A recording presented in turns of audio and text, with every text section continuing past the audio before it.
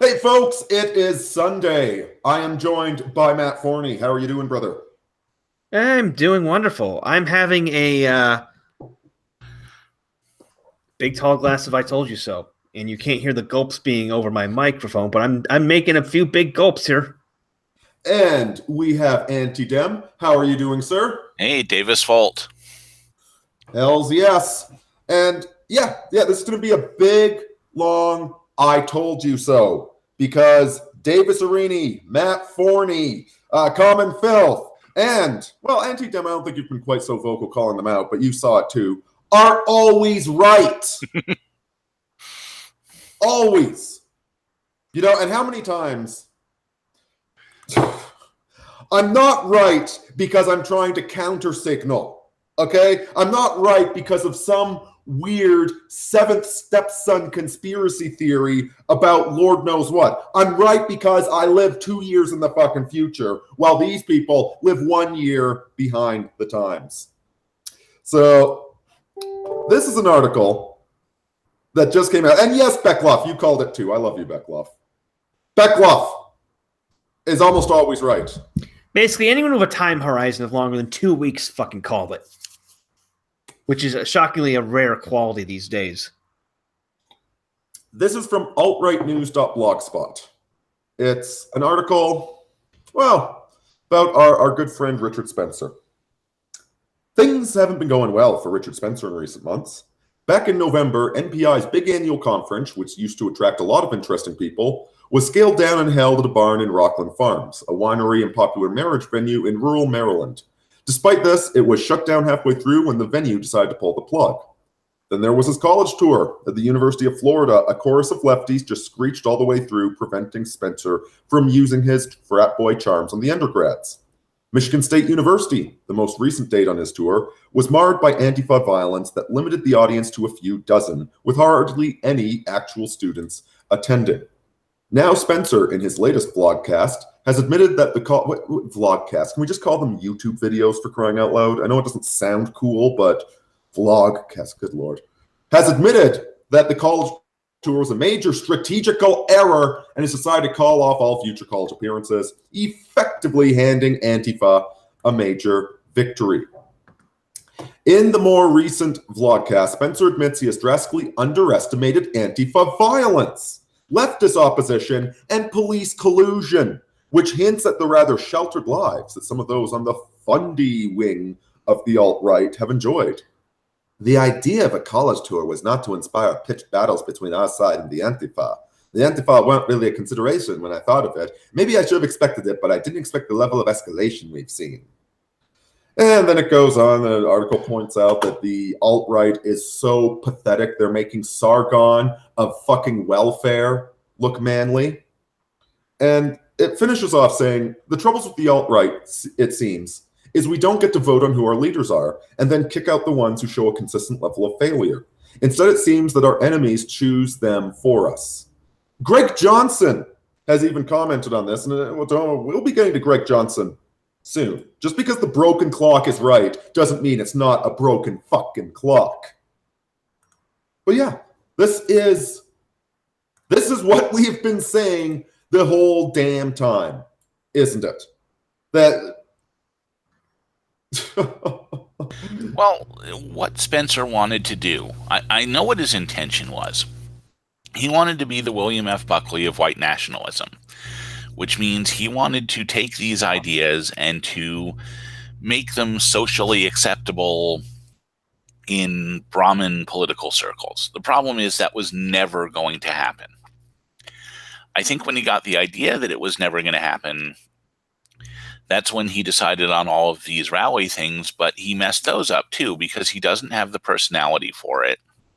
These guys, they're showing up to a modern battlefield dressed in the bright colors and shiny metal uniforms of the early 19th century. There's two ghosts that the right has to leave behind in its closet. Those are Adolf Hitler and Ayn Rand. We have to get over both of them.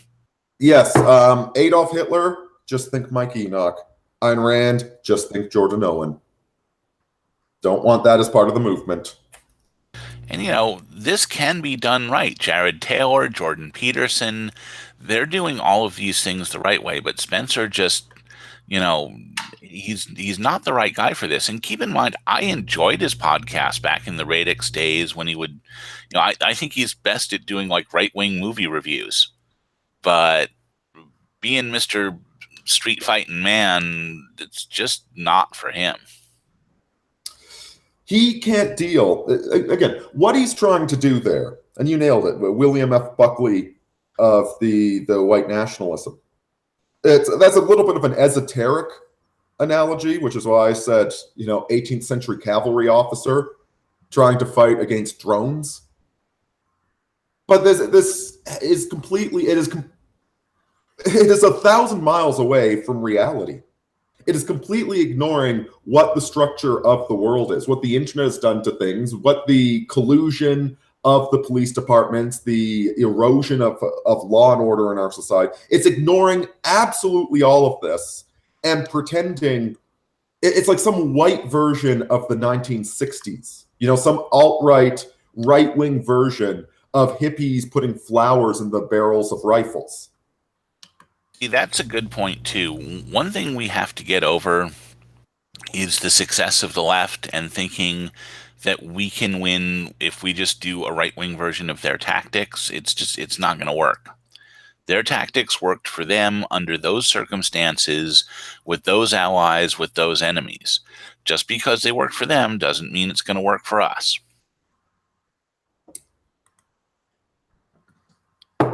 Yeah, and these leaders, it becomes about self-aggrandizement. It becomes about trying to be a fucking movie character, whether it's Hunter S. Thompson, Fear and Loathing in Las Vegas, or Captain America in the latest Marvel movie. They're living in fantasy world.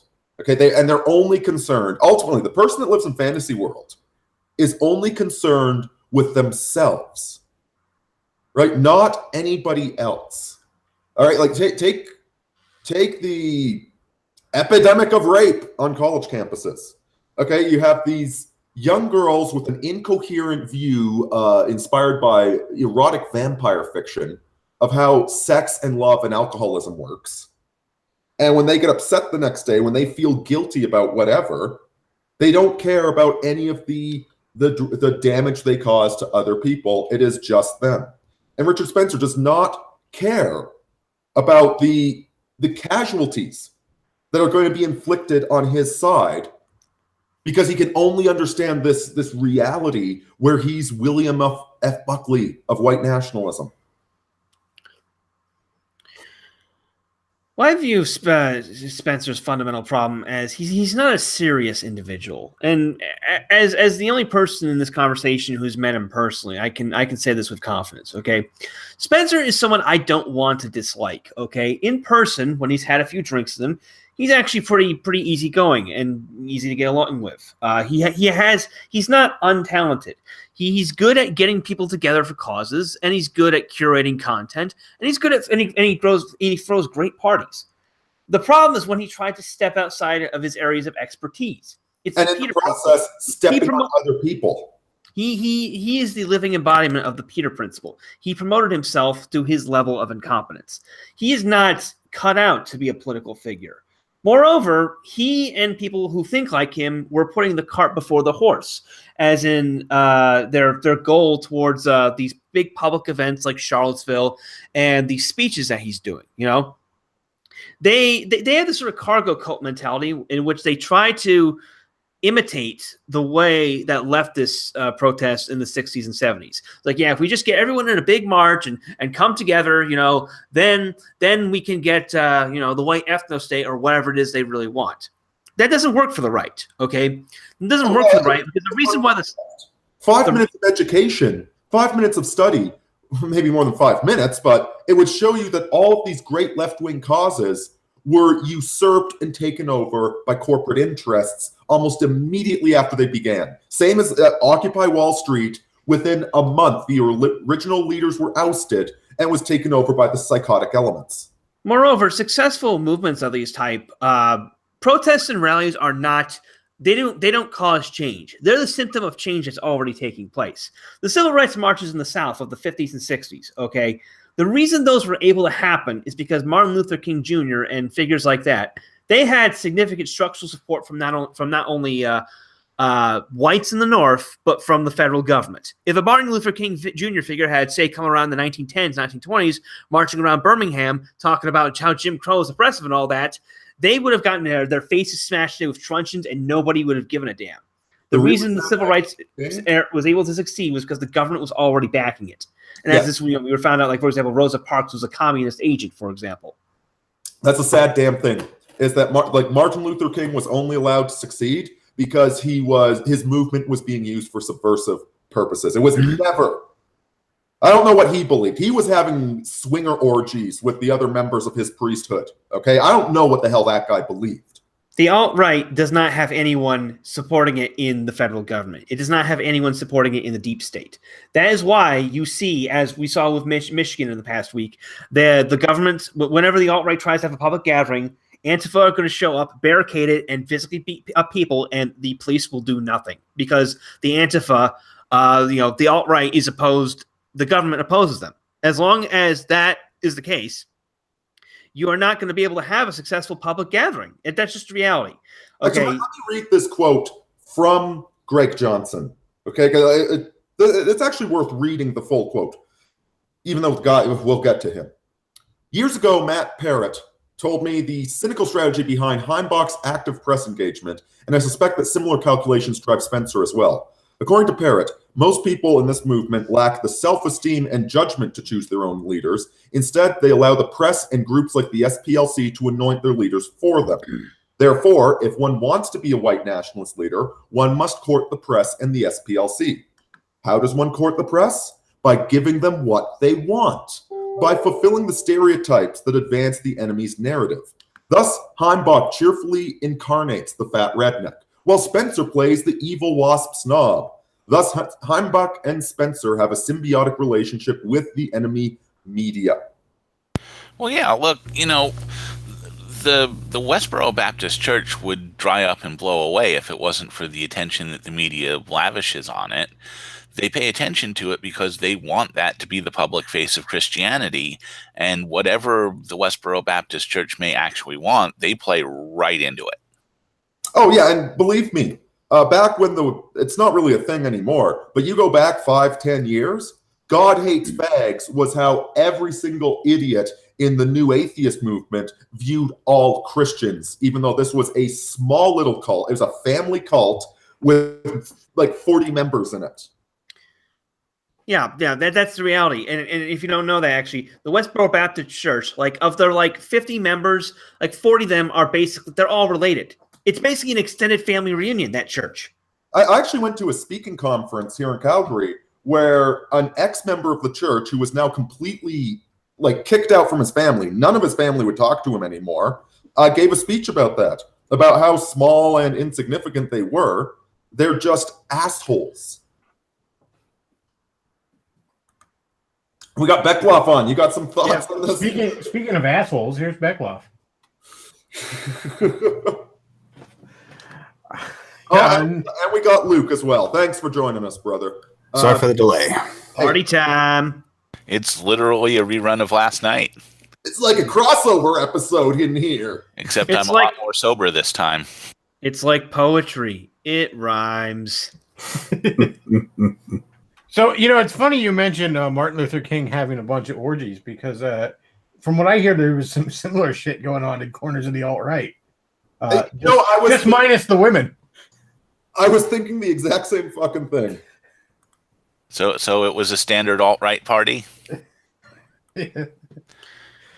Well, yeah. Yeah, but they don't let no blacks in their bathhouse.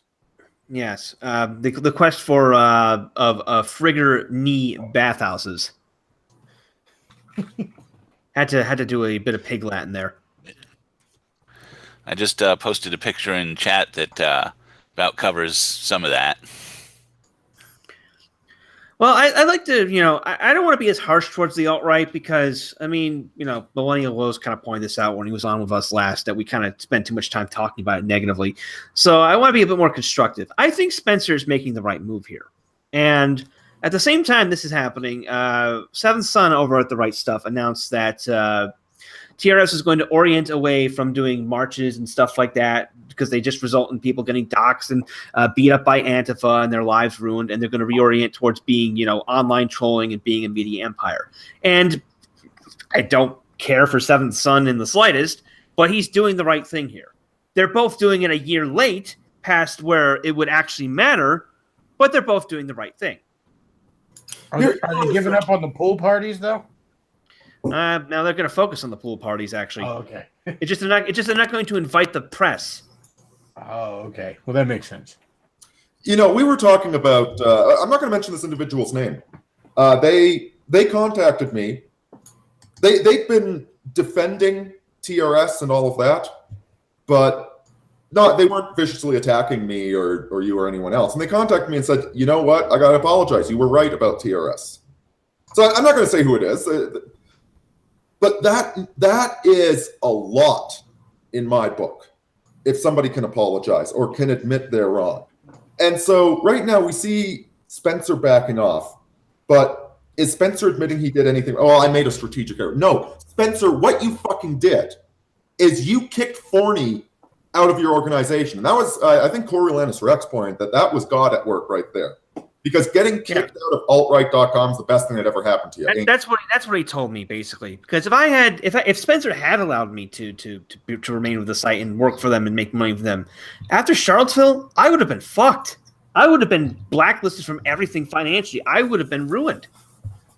As it stands, I basically skated out of Charlottesville with no damage whatsoever. I'm not important enough for people to really focus on anymore, and I'm glad. I want it to stay that way for as long as possible. Yeah, nobody likes me enough for me to be involved in any group directly, so I luck out that way. But I'll tell you what Spencer needed was to not try and be the captain, not try and be the general. All right? Because, Spencer, you are not cut out to be the general. Yeah, but the general gets to wear that really pretty uniform. First, we got a super chat from Stephen Williams, $5. Hey, thanks. Yes, space dog a treat. As soon as she comes out of the bedroom, she's going to get a little salmon treat. Thanks, brother. And here's the thing. Look, you need both Merlin and Arthur. If Merlin tries to be Arthur, it doesn't really work. If Arthur tries to be Merlin, it doesn't really work. You need both the man of action and the intellectual. Spencer is fine as an intellectual, and he should have stayed it as one instead of making a fool out of himself by trying to be the man of action. And now he's finally, like you said, a year too late, admitted that that's the case, and he should go back to putting on his Merlin hat and being an intellectual who writes big, long, windy essays. Well, Spencer's biggest problem was always that he wanted the hot load of attention in his face, and he didn't seem to care how he got it. He always took the bait, always wanted to be up. The media would be like, "Oh, you want to come in for this obviously trap interview?" And he's like, "Hell yeah, I do. Can we do it right now?" Who else could? Oh no, wait. We'll get to those people. We'll get to those people in a little bit. We're focusing on the alt-right now. I got a whole fucking list of people I'm shitting on today. Yeah, maybe a literal trap interview. And then there's again, Richard Spencer is saying I made a strategy. He is not admitting that he did wrong because he doesn't. Spencer, you should have stuck at the PR level. Should have stayed as an intellectual and an organizer. And again, like Forney, I fucking agree with you. I don't want to hate Spencer. I don't want to hate anybody. I don't want to have to call any of this shit out. Except that it needs to be called out. And I need to keep, like, these people are so dense. Guys, Davis Aurini is always right. You should have followed me. You should have been asking, can I join your army, Davis? I'd say, well, stand on my fucking front porch for 2 days. Then we'll fucking see if I want you. Because, like, breath and pulse and a black shirt buttoned up to the neck is not sufficient to get into my army. You got to have a little bit more than that.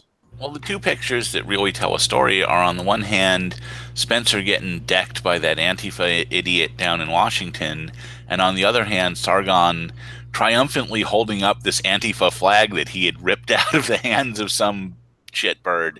It's like, yeah, I know all the problems with Sargon, and like on an intellectual level, I'm way more inclined with Spencer but still, like, that shows that Sargon at least actually has physical courage and ability to survive a fist fight, which none of these guys ever demonstrated, and yet they still kept trying it. When you get outmanned by Sargon doesn't expose his followers to risk. That's the other thing. Like, you look at Cantwell, and I mean, he's still facing all this legal trouble. And, he was one of the few people in that rally that was trying to actually de-escalate things at certain points and actually, act like a bodyguard and try and maintain some peace. And, he got nearly ruined, and Spencer walked away scot-free. And he's thankful for it. Like, Spencer never... Everything around him blows up and turns to shit, and he just walks away scot-free. I don't think Spencer's a Fed, but I certainly understand why people do with that track record. No, it's easier. The more parsimonious explanation is that he acts like a kid with a trust fund. That's who he is. He's a kid with a trust fund. Yeah, I think the reason he never gets destroyed is the media likes him. They like having him around. Yeah, you know that video I did a couple of years back when Cantwell was posting all those weird videos about doing too much meth? That video where I was reaching out to him trying to say, "Don't go nuts, brother." You know that got taken down? Presumably because I mentioned the name Christopher Cantwell in it. Wait, it got taken down? Oh, yeah. This was a few weeks. I get so much BS over YouTube, and I'm not... Yeah, hey, guys, I got a video taken down. Give me shekels. I'm sorry. I'm not that... Did you get a strike on your account? No, just that one video got demonetized or delisted, or I don't... And again, it was... I don't even freaking care. I think I appealed it, and they put it back up. I just appealed it because, guys, I'm trying to tell a guy not to commit suicide. That's hate speech now? Everything is hate speech. Probably some dipshit algorithm. Presumably. But, yeah, but it's the name Christopher Cantwell is that toxic. And my point is that if you've seen what Cantwell is doing nowadays, every other word out of his mouth is kike, nigger, etc. At this point, I used to really like Cantwell. These days, I'm sorry. Brother, you just sail that boat over the edge of the earth. You go, girl.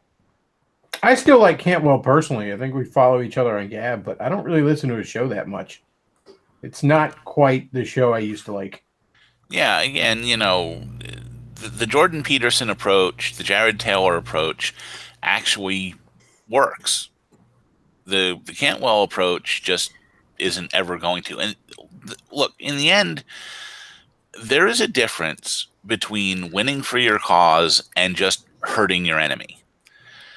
And I think guys like Cantwell are on the wrong side of it. I think he just wants to hurt some people who hurt him. And I understand that, and I don't think he's evil for it. But it's not the right way to go. I mean, in the end... we really can't give in to hate because, it just ends up in I'm way more interested in making you bleed than in helping anyone who's on my side. Well, and the basic story with Cantwell is he went through that very ugly breakup with the tot from Hamilton, and he had a choice at that point. He had a choice to say, Jesus, what the hell is wrong with me? Why do I keep ending up in these broken relationships? Why does it get more messed up and screwed up every year that goes by? What the hell is wrong with me? Or he could go and say there's something wrong with the world. And he decided to blame the world for everything. The poor bastard's fucking miserable.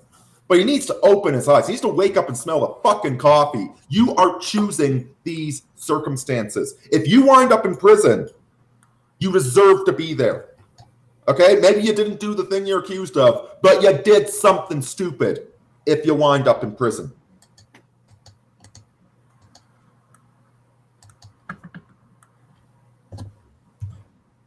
Yeah, and as far as getting people ready for, if things ever really do get bad, you're not doing it by fighting in the street. It's get yourself in better shape. I mean, go out and walk a mile every day. Go out and, if you have a firearm, get really good at using it. Get fast at it. Get accurate at it. don't start fights, but be ready in case they come to you. Well, in all fairness to Cantwell, he did get jacked. He did. Of course, Spencer never did. And then he got jacked for real in prison. Yeah, let's touch again on the TRS. Luke, I sent you that massive freaking image, and thank God that you saved this for me because it got showed off of the Facebook. This is just a reminder why I got an issue with these people. No, I haven't actually sent it to you. Let me send it to you. This is Sven, seventh son. This is the guy that's recently figured out that they were making a lot of stupid choices over on TRS. All right, and they've got rid of some of their worst elements. Like, is there acknowledgement that he was one of the worst elements? This is that thread on Facebook, which started off with TRS trying to start a fist fight with Matt Forney. Why did they want to fight Matt Forney? Well, good fucking question. Because they're narcissists, I presume? Could have been worse. Could have been Ghoul. Oh, jeez. Ugh. Yeah, sorry, Matt Forney's doing good reporting on the whole, look at that goddamn thing. And then I stepped in and said, hey, why don't you faggots fight me? You know, if you are a bunch of internet tough guys, let's go. And so then Seventh Son started challenging me to a fight. He wanted my goddamn address. Right, here we go at the very top. Fight me IRL. All caps lock, guys. This is an official challenge. You blocked my real profile and posted lies and trash talk about me as well. Which is actually, I should mention that he starts up lying right in the first sentence because he starts responding to me on that thread with his quote unquote real profile. He wouldn't have been able to do that if I had blocked it. I didn't block him because I don't care. Good. Look, this is not caps locking and challenging people to arguments on Facebook. Hey, Luke, how would Sargon of Akkad describe this? I wouldn't know because he's been muted. They're a Nazi. You're acting like a bunch of niggers.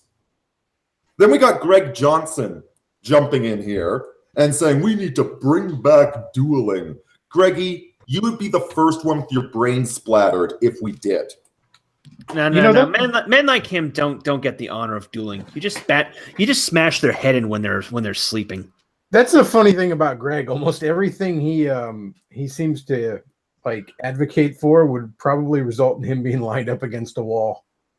Like he runs his mouth about how we need an authoritarian government that pushes for the greater good and all that stuff. And I'm like, you think any authoritarian government all about the greater good is going to be okay with your Poslo's lifestyle? Yeah, and aren't you the one that brought a Catamite SJW into the organization that got a whole bunch of people in trouble?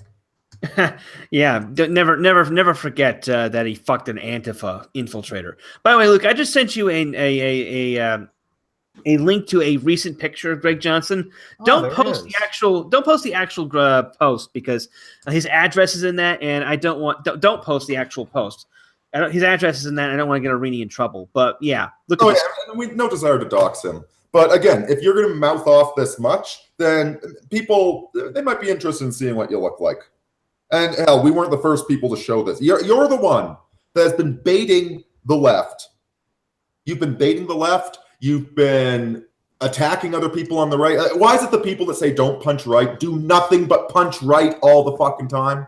Yeah. I should add something else here. Is like this was pictured by this picture was taken by Seattle Antifa who were trying to stalk him. Like look at the look on his face. Like what the fuck is going on there? You got the disgust curl, like that furrowed brow of like a deep thought, and even though he's in his 50s, he looks like he's in his 70s. He looks like actor Greg Kinnear if he was dying of AIDS.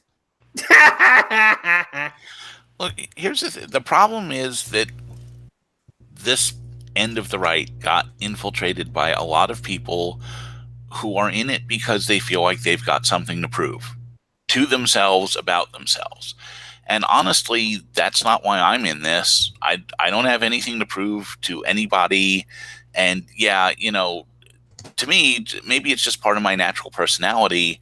I don't really care what more than a handful of human beings in the entire world think about me. Everybody else, frankly, I'll flip you the bird. You could kiss these nuts. But there's people here who are desperate not just for attention, but to prove what men they are to the world. And this was the exact topic of my recent post on Return of Kings. Buying a gun won't make you a man. There's nothing more dangerous than a young man desperate to be important with no true rock of self-confidence in him.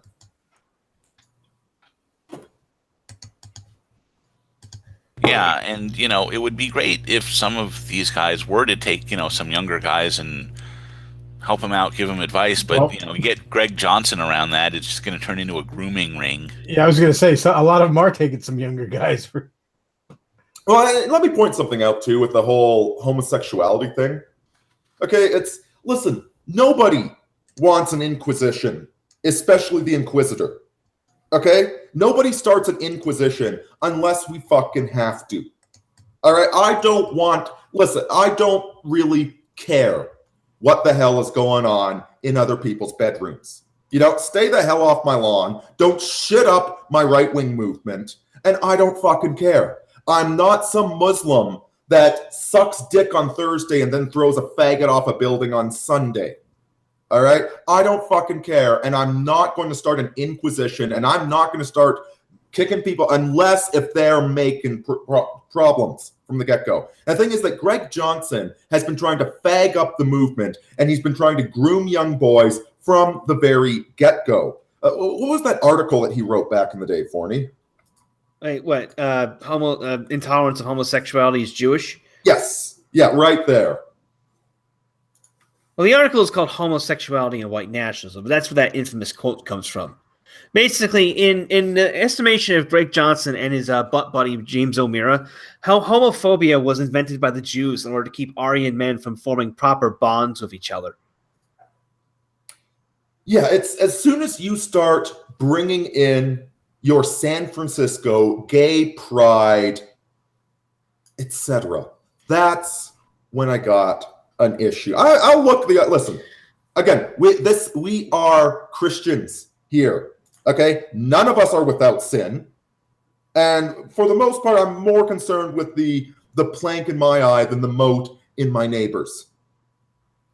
Until my neighbor starts taking his sins and putting them on me, my kids, my community, the future of my people and my country. Now, all of a sudden, okay, do we have to arrange an inquisition, figure out which Jews are actually true converts to Christianity and which ones are just the conversos? And by the way, Ian McDonald, thank you for those $2. He comments, he looks like John Green with AIDS. There we go. Got another pick for the chat. Let me be frank. I am still friends with Justine Tunney. Okay, and if you don't like that, fuck you. I like Justine Tunney a lot. She's a cool person. Yeah, the thing about advice, I'll give it to her. Yeah, the thing about Justine, though, and by the way, I'm friends with Justine too. Same thing. Very, very, cool person. Great to hang out with. Justine is by no means ever saying to anyone, hey, the right wing should be transsexual and you should all go out and anti-tranny is a Jewish plot and all of that. No, it's just like, this is what I am. I'm not recommending this to anyone else. Yeah, do you remember back when, oh God, I miss those days, like the weirdos that like the fact that they're a weirdo? They don't want everyone else to become a weirdo just like them because they have an identity crisis. Yeah, I've got homosexual friends, okay? And listen, I don't think they should be engaging in homosexuality, but I think a lot of fucking things. I don't go around telling everybody what I think all the time, believe it or not, because it's none of my fucking business to a great degree. When I start taking issue is when we got a Canadian Prime Minister that's destroying the country and he's taking communion while pushing for abortion. I got issue with that. That's where I start saying, maybe we need to do something about this and get him kicked out of the Catholic Church. That's when we start doing inquisition, is when you start doing shit that gets our attention. Well, William S. Lynn's book about Cascadia, I think it might even be called Cascadia. It literally starts with a line about how the better world of Cascadia began when they burnt a woman bishop at the stake. It's like, well, yeah, sorry. In retrospect, things kind of went downhill when we quit doing that. I got no problem. Again, it's when people start taking we're all a little bit weird in some way. All right. The problem is when you try and dictate that everybody else needs to celebrate your weirdness or be weird in exactly the same way that you are. And where you take these movements and you subvert them. Instead of thinking a movement, politics is supposed to be about the future. It's supposed to be about the children of tomorrow. What sort of world are we going to leave them? And when you replace that with, well, I want my fifis to be coddled, now we got an issue. Now we got a fucking issue. Now we got to do something about you because you're causing problems for everybody.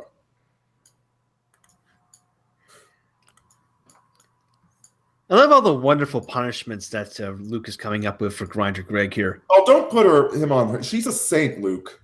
She was a saint murdered by Anglicans. Yeah, there we go. Keep it there. Now, if only we had a picture of some bogs. And yeah, to put the that's even better. I like that one. Kill it with fire. And again, guys, I don't really maybe I should have been calling this shit out louder than I was, sooner than I was. I don't know if anybody would have listened, but maybe I should have been. But I don't like calling people out. I don't like multiplying enemies, as I've said before. Lord knows we have enough enemies already. But again, the enemy within your own ranks is the absolute worst. The traitor is worse than the enemy. The SJW, at least you know what it is. But the ally that undermines your movement is far worse. And, it's not just the alt-right that is chock full of these parasitical, autistic fucks. See, I've had a change of heart recently on the whole internet bum fights thing. Still not my cup of tea. Yeah, I got this buddy I work with that absolutely loves channeling black nationalists, and it's fucking painful. I hate it when he does it. David Aurini doesn't understand the plight of the black man. Oh, shut up, buddy. I can't stand the level of stupid that he channels when he does that. But you know what? These bum fights are serving a very good cause. And this is what Medicare pointed out on the recent Honey Badger call out.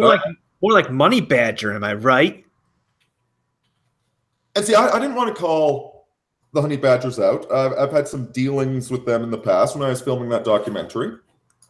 And again, I don't feel like starting fights with people. But after listening to, I listened to like a good 2 hours worth of shit between Allison and some other autistic guy trying to defend the Ushanka wearing, Kekistani flag waving, fapping to trannies, song singing Dr. Randomer Cam. Oh man, you missed. I should have sent it to you. Maybe Luke can bring him up. There's a guy called Prince of Queens who is the most stereotypical faggot you can possibly imagine. And he was defending Allison, talking about how she totally won in the internet blood sports. And he's got like this cartoon avatar of himself where he's sitting on a throne. There he is. He's got like a Jughead crown and shit. I don't know if you could play an audio clip of it, Luke, but he has the gayest voice that ever gayed. Oh, I wish I could. Oh, man. Every time I reset my computer, the sound goes out. There he is. Look at that. Look at that fruit. Oh, crap. You know that actually Jughead is wearing a beat-up fedora? There's an interesting historical fact for you. The sons of Italian laborers, when the dad's fedora got too beat up and he had to buy a new one, he'd give it to his son. And they'd wear it with the brim tilted up and all sorts of buttons and crap into it. And so that's actually the origin of the Jughead crown. The early comics, you can see that it's a beat up fedora with pins in it. Hey, well, I think this guy got it for being the champion dick sucker, though. Yeah, this guy got it for being the champion dick sucker. Absolutely. I got it. You got to link me to that video. You know, I'm feeling so freaking awesome lately that this will only make me think I'm even more awesome. You know, I'll be like staring at myself in the mirror, flexing the entire time. But yeah, Luke, if you could pull up the Honey Badger Patreon. Let's see. It went down because of these shenanigans. Not down enough. In fact, they were joking on the I think it was Worski's channel where they're like, this may be the only time that people will donate to the prosecution. I like an internet blood sports too, like an enema. Okay, if you need to have an enema, it's a bad thing. It means you've really fucked up your digestive system. But at the same time, if you have fucked up your digestive system, you need to have an enema. This internet subculture, the alternative media, is sufficiently fucked up that we need an enema for it. You know, it's like the Joker said in the first Batman movie. This alternative media needs an enema. Blood sports are the enema. $6,800 per radio show. Man, nice work if you can get it. What the hell are the Honey Badgers up to? What are they doing exactly? Yeah, like, a whole lot of autism. I've been pointing this out before. That this whole start a fight and call yourself a victim, right? Then donate to my Patreon. It's if you're going to be doing anything like this, you. Oh, it did go down, didn't it? Oh yeah, it went down a lot. The funniest thing in the Prince of Paz video there is at one point he says, "I'm a man now" about something like this. Why he has to stick up for Allison. I'm a man now, and the comments are like nothing but people making fun of that quote. A woman taught you to be a man, did she? Because somebody actually had a comment where he's like, "Oh, you're a man. Thanks for clearing that up. I thought you sound like a middle-aged woman."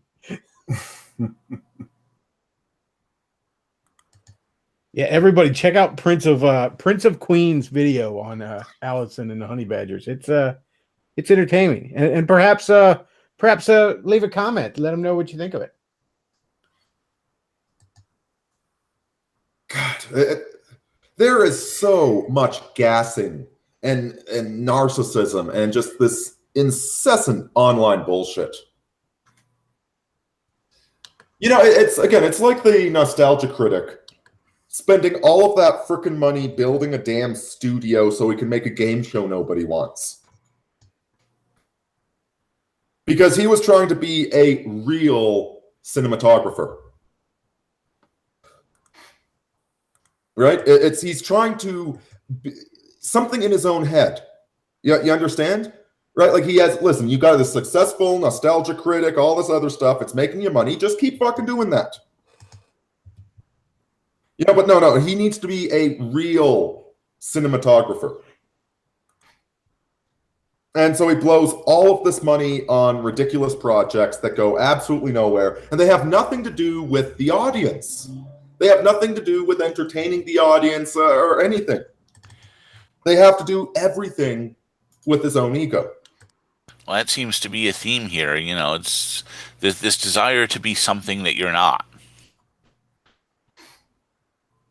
I mean, Richard Spencer wanted to be, you know, Mr. Street Fighting Man, George Lincoln Rockwell when he wasn't. And, you know, at some point you just got to be realistic about who and what you are.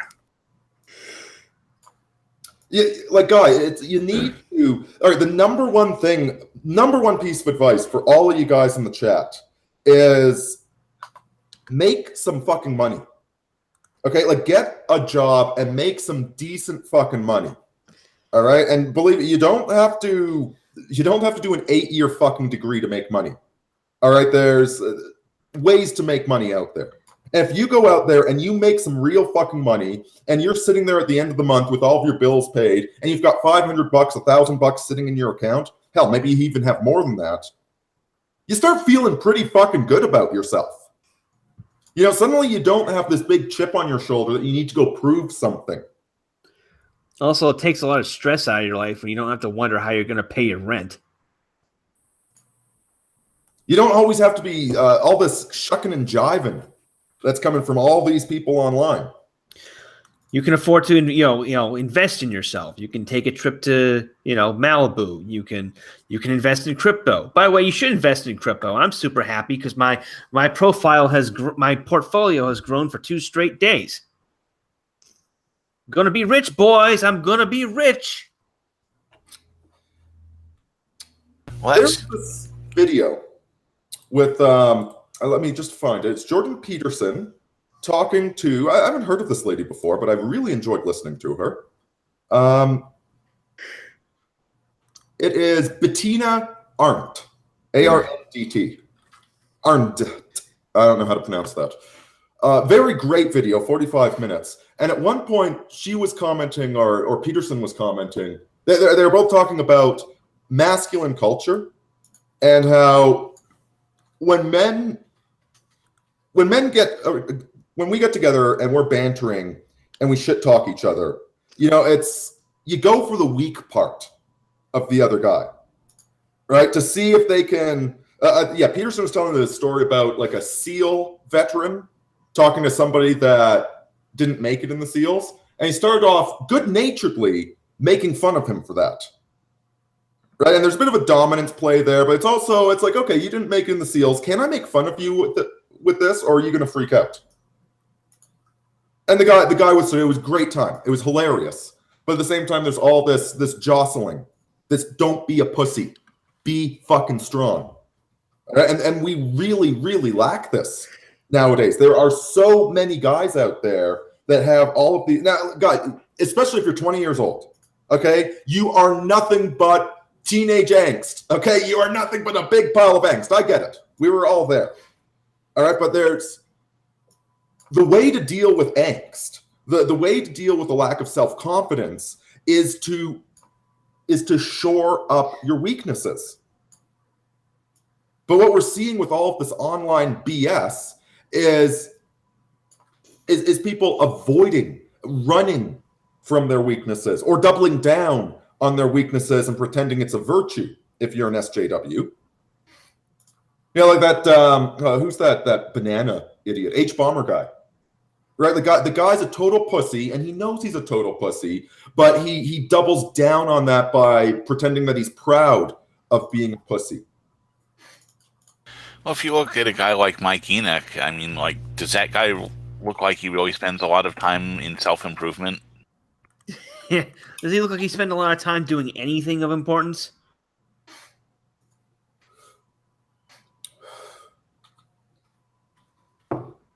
And with the honey badgers, it was absolutely brutal. It was like watching somebody get tortured that really deserved it by a professional torturer. It's like you can't look away, and it's good medicine. This is what the body needs, but it's terrible to look at.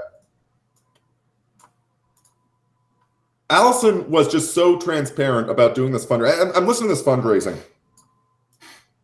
Like the scene at the end of Metal Gear Solid 3 where Colonel Volgin gets struck by lightning and ends up burning to death. It's like an intervention from God. Let me give an example. Now I know Forney, you're not the biggest fan of Vox Day. Vox Day's been around for a long time, though, and he has been right about a lot. So he's kind of earned the right to be a douchebag at times. I like Vox Day, but I think that everybody here is in agreement that the comic, the alt heroes thing he's doing is not going to be successful. No, Beckloff, you've had some very astute observations about that he doesn't really know what the comic book industry is. I've followed, because I mean, I'd like it to be successful. If nothing, the more competition, the better in general in any industry. And but he doesn't understand why anyone liked superheroes in the first place. And he doesn't admit that he doesn't understand. It's one thing if you don't understand and you just surround yourself with people that do. But no, he's he's the eternal Gen Xer. He always knows better than everybody. Everybody's stupid but him. And, he just heard what a superhero was 6 months ago, but he's going to save the whole genre from itself. Yeah, it's not going to happen. I really hope that it is successful, but I tend to agree with what you just One of the quotes that really encapsulated it to me was he said, I wanted to get a feel for the competition, so I watched a bunch of superhero shows, which right there, you didn't read a bunch of superhero comics. You watched a bunch of superhero shows. You watched the watered down things based off the thing you're trying to create more of. But he said, and the only one I liked was Gifted, which is an X-Men spinoff show. So basically the only one he liked was the least superhero of all of them. Now, the reason I bring this up, though, is because, I think this is going to be, I hope he proves us wrong, but I think it's going to be a tactical error, basically. However, the name is a bad idea. Yeah, I agree. It's too on the nose. But it doesn't give itself an identity. It just says, aside from attaching itself to the alt-right, all it says is not Marvel. But here's why I bring it up. Because even though this is an error on Vox's part, in my opinion, in our opinion, it is not the foundation of Theodore Beale.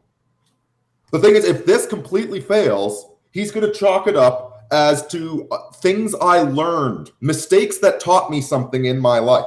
And he's going to keep doing what he's doing. He's going to keep writing great novels. He's going to keep running that publishing company that's putting out great books. He's going to keep blogging 12 times per fucking day. He is doing a lot of stuff. And he is not saying to his fan base, give me shekels, give me shekels. He has, to a certain extent. It is crowdfunded, I believe. Okay, but this is not some sort of cynical ploy. Okay, this is not his only chance. He's already famous. He didn't need to do this to get famous. It's not like he applied for a job at Disney and Disney told him to go fuck off. So now he's going to make offensive cartoons on the internet and get shekels from people that just want to be edgy, bro.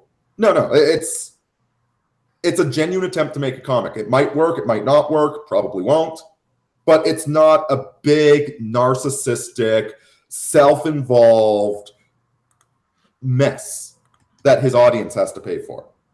It's a failure, but it's a good try in a certain way. At least he's trying. At least he sees a hole in what the right is now, in that, yeah, we've got a lot of philosophers, we've got a lot of thinkers, we need more artists, and he's trying to do something to put something in there. He can't quite do it, but this isn't an embarrassment the way that Charlottesville is. Yeah, the art's actually pretty good, and I like the character design of the redhead Confederate girl.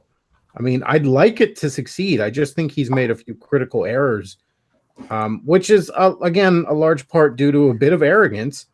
That's going to kind of fuck it up. Well, and you know what? Sometimes you need to be a bit arrogant to even try anything in the first place. So it's the virtues of the vices sort of phenomenon. Now, the reason I bring up comic books, though, is because isn't this what the Honey Badgers are raising money over right now? Sort of. They were at some sort of, I don't know if it was a full-on Comic Con, but it was some sort of nerd con. And I guess Allison makes like a web comic or some shit like that. And she got thrown out for being to the right of Karl Marx. And in breach of the contract she signed, they fucked her over. I'm not going to deny that. But yeah, that's what they're suing for. They're I guess counter suing or something. I don't know. But that's what they're suing for. And why is the case still in the courts? That's the main question. This happened 3 years ago, over 3 years ago. Okay, so this is interesting because this was in the video where she's arguing with Medicare. She ends up talking about, apparently they got a lawyer that isn't even like one section of Canada he's not even allowed to do law in because he got disbarred. One of, I don't know what the fuck they call them up there, states or whatever the hell. like Providence, every other country on the planet.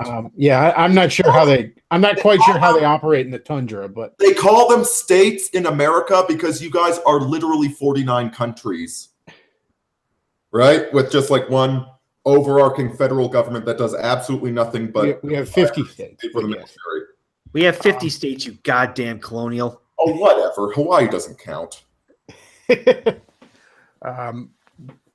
yeah, that was what they're suing for. Apparently, this guy, now she claims that like she likes the fact that he's hated by the whole legal system and can't even do law in sections of the country because it shows that he's a fighter and he never gives up. Basically, they hired the wrong fucking person. They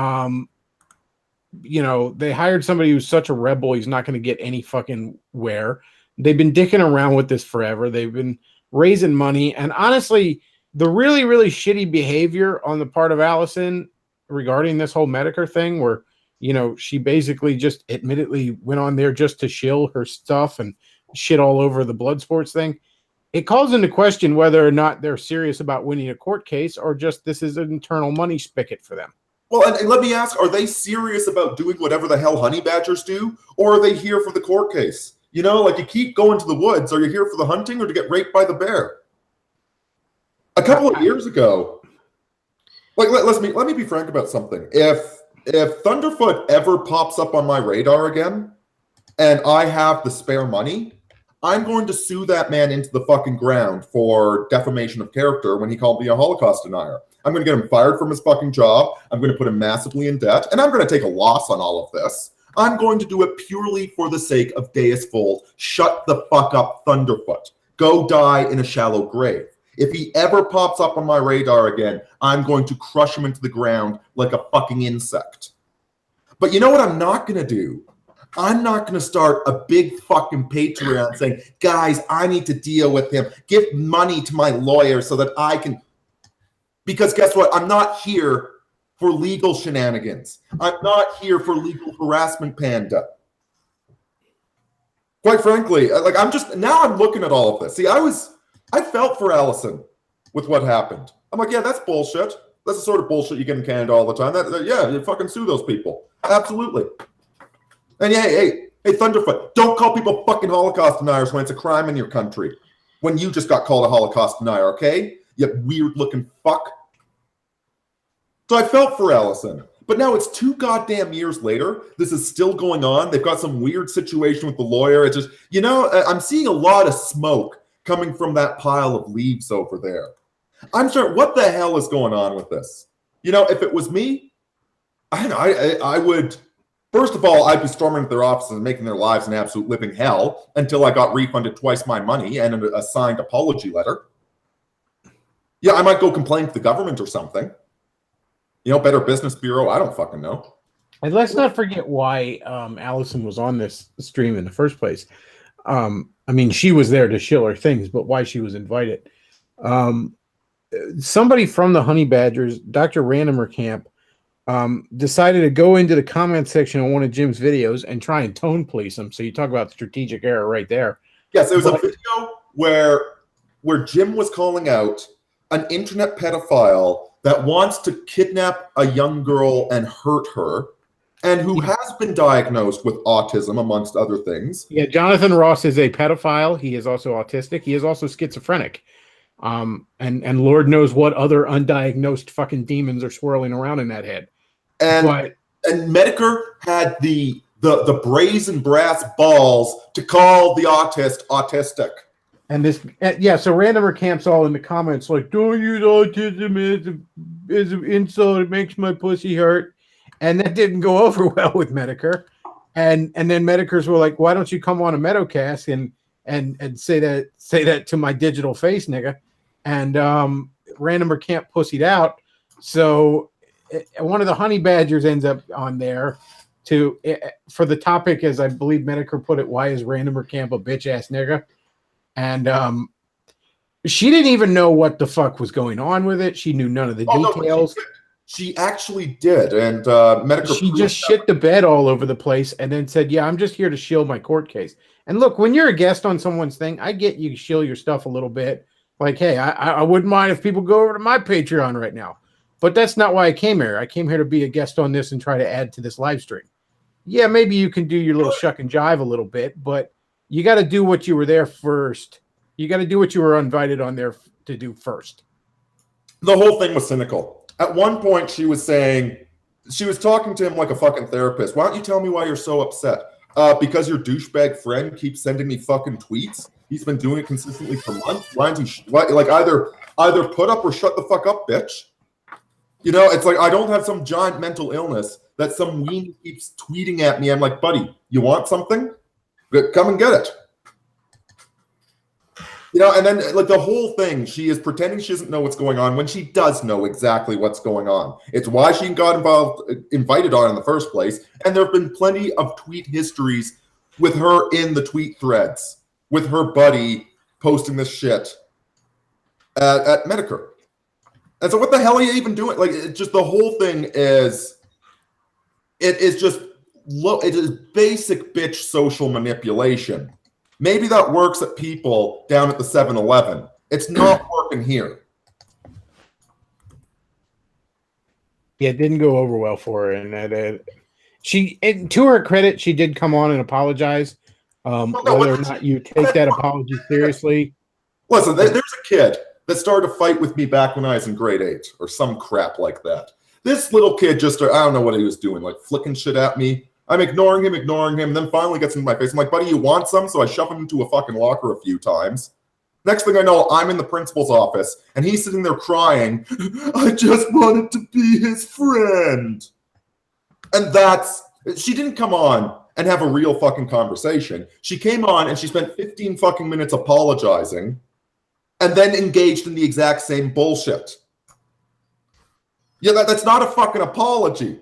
That's you trying to, oh, look, I'm apologizing in public, and that shows that I'm the bigger person and give to my Patreon. The whole thing was bullshit. Well, in all fairness, Allison's calling this shit out. In a mild defense of her, Allison seems so insanely autistic that I'm willing to somewhat benefit of the doubt believe that the reason the apology seems so fucked up is because she's basically Lieutenant Commander Data. Yeah, I got that impression back when I first found out about her when she was running as Typhon Blue over at A Voice for Men. She's missing something upstairs. You need more women writers at A Voice for Men.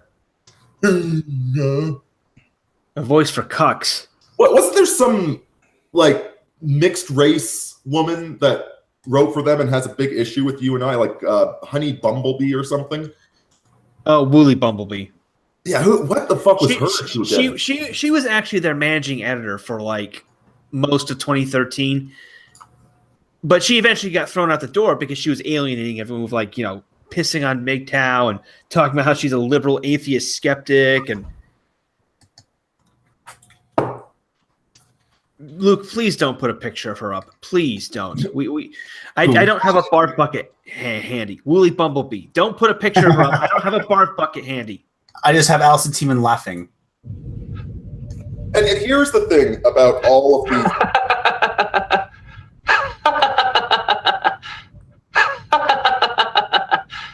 That's disturbing.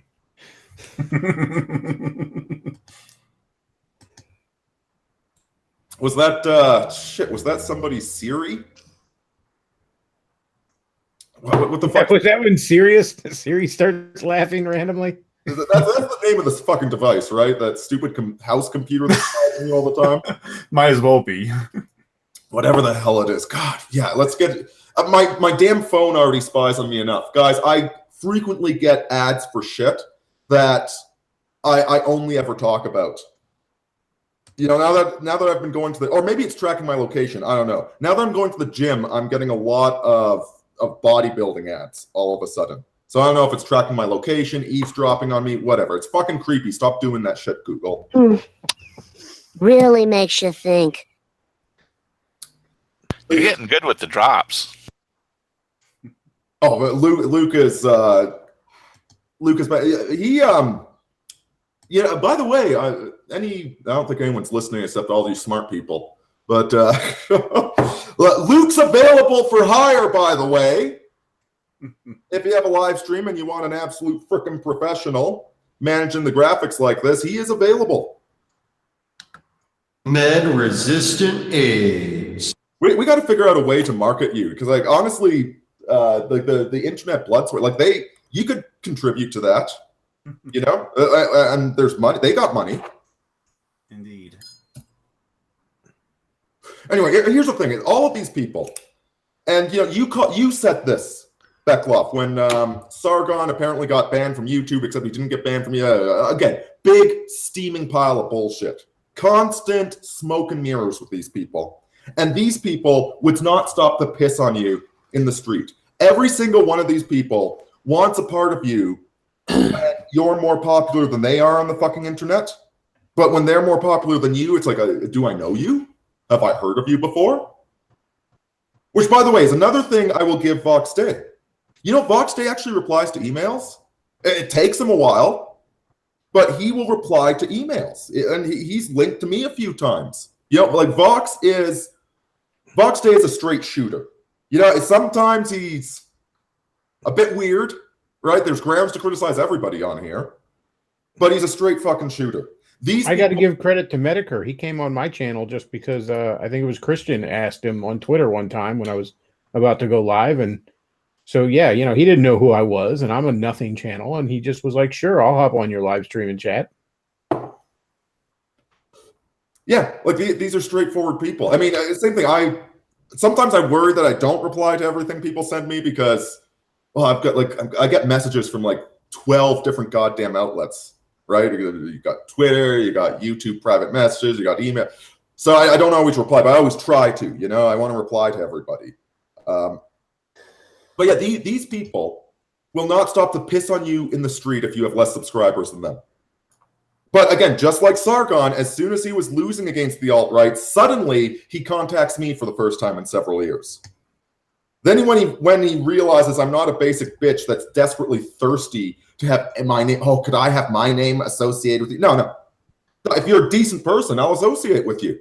I don't care if you got 10 subscribers or you got 10,000. Hell, if you're making good material, and if I notice that you don't have a lot of subscribers, I'll fucking tweet it out. I'm gonna say, hey, check out this video. This guy's doing cool stuff. Because I'm not a cunt. I mean, hell, I like doing this, folks. I like making money doing this. Please back me on Patreon and send me more super chats. I think there's something about this becoming your full-time job where it's all about, you know, keeping those views up, keeping, you know, shilling and constant, like, and I mean, I've made a couple bucks doing this. This is mostly a hobby for me. And it's basically, you know, I got, you know, maybe 1,000 people listen to a live stream over the course of a week. But, you know, when you're doing it full time, when it's your full-time source of income, there's a certain amount of desperation about it. You know what? It's not that it's the full-time source of income. You know, the Honey Badgers are making close to $7,000 per radio show. Okay? So, like, even if they do one a month, that's $2,000 a piece. 1,500 a piece, and that's American dollars. That goes further in Canada. Like how much money is fucking Sargon making? All right, he's like, I could not spend money that fucking fast. And if these guys have an ounce of sense, you make this money for a year, you are set for 5. And if you invest it wisely, these guys don't have money problems. All right? What these people have is a self-esteem problem, an ego problem. It's not about the money. The money is just keeping score. All right? And Tom Bombadil, thank you for that super chat, brother. $5 American. Much appreciated. It's not about... Where was I? It's about the ego, okay? That they need to be smart person on the fucking internet. They are so holding on to the sense of identity that YouTube gives them. And it's like, for Christ's sakes, people, you need to be, I don't know, maybe it's that I've always, like, I don't want to sound like an autistic fuck, but, you know, followed the warrior ethos. Like, I was reading the Hagakure when I was 22, okay? I was, like, all that shit. I watched way too much Ninja Turtles growing up, I guess. But like, you need to be willing to lose your life at any point. You need to be willing to drop absolutely fucking everything. You know, like if your wife turns on you and accuses you of beating her and beating the kids when you never laid a hand on them, just so she can get shekels out of you, you need to be willing to go full nuclear. You need to be willing to say, you know what, I'm never working another day in my fucking life. Put me in prison. Do it, faggot. You need that look of the samurai. You need to know who you are. Because if you know who you are, nothing can stand against you. That you can't threaten a man who knows who he is. But these people they don't know who they are. They have no internal sense of self-worth. The only self-worth they get is being popular on the fucking internet. Yeah, I'm pretty sure everybody here, everybody in this chat, we could drop the internet fucking tomorrow and never come back. And I definitely could. I'm tempted to sometimes. Like the reason I don't is honestly because of you guys in the comments. You guys are fucking solid. I like you guys.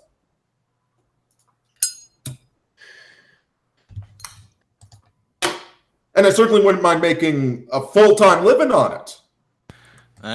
Wait a second. If I drop the internet, does that mean I'd have to go back to subscribing to Hustler on paper? Oh, no. You still get to go for the porntube.com. That's the thing.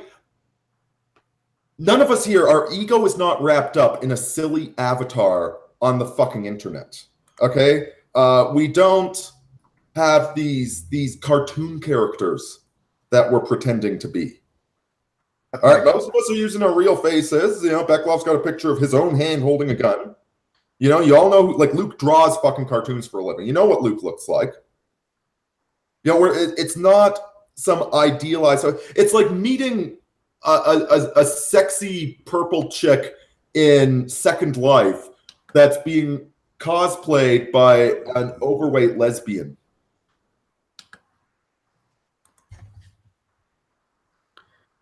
Simulation and simulacra. It's fucking insane.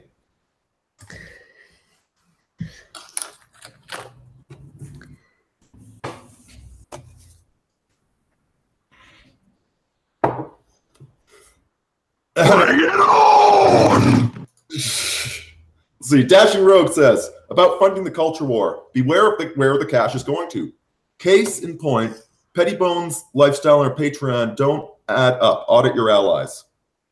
Well, okay, that's the other thing that's going on. Pettibone has been... was she being held by the fucking airport for days on end? No, she was rounded up by UK immigration and actually thrown in a prison. Absolutely does, and which is in violation of international law. It's in violation of European law. Like, the amount of garbage going on there is just amazing. See, I don't know Pettibone that well, but from what I heard, she has told her followers that she's planning to take a couple of years off because she wants to have children. I'm pretty sure after this little Roosh made a comment on this. You know, he joked that it is kind of romantic. You know, to go to a foreign country with your boyfriend, and then you get arrested for hate speech by a tyrannical government, and then thrown in separate cells. They're probably going to be having a lot of babies. It is very romantic, and so yeah, I was praying for her well-being, for her safety, because Christ, British prisons. Yeah, it's not the prison. The worst part is they serve you British food in there. Oy. British cuisine. One more reason not to go to the British Isles. Yeah, the best part of British cuisine is Bovril. That joke didn't connect. Google it. I don't know what that is. It's a food, like a boiled goose anus or something. It's a beef paste you spread on sandwiches. Or actually, the British. Oh, that sounds disgusting. It actually tastes pretty good. It's basically like beef bouillon. The British are such savages, though. They actually will like heat it up in water and drink it. Oh, Like that's what those shitbirds drink when they're going to their little football games. They drink that shit in styrofoam cups at the stadium. Oh, I like putting it on sandwiches, but fuck if I'm going to drink it. Yeah, the only reason I'd ever go to the British Isles is to get a job working in one of their football stadiums selling pickled dick. So I could just walk up, or spotted dick. So I could just walk up and down the line, spotted dick! Get your spotted dick! It ain't a football Why game. would you do that? Spotted dick! Why would you do that? I just, but then I'd start a fight with somebody for trying to sell me a pack of fags. I'll just bet they did. You're a fag. You're a cigarette.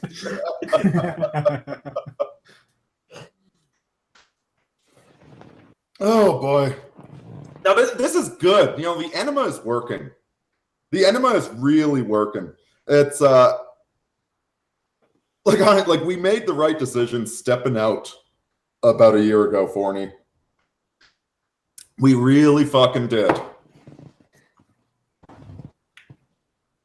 You know, dysfunctional people attract dysfunction.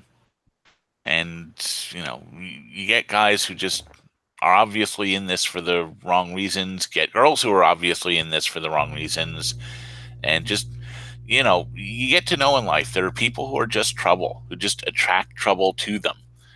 And you just got to steer clear of them. It's like the whole thing with Dr. Randomercam. I mean, like, obviously he is autistic. That's why he's getting so worked up by the term. You know, Medicare is being really gentle, saying he thinks he might. No, he is. He is. Okay, it's... Why is he always wearing an Ushanka hat? Why is he waving a Kekistani flag around? Why is he singing a song on open mic night about fapping to traps? That's not funny! He just got the circle of frickin' autism.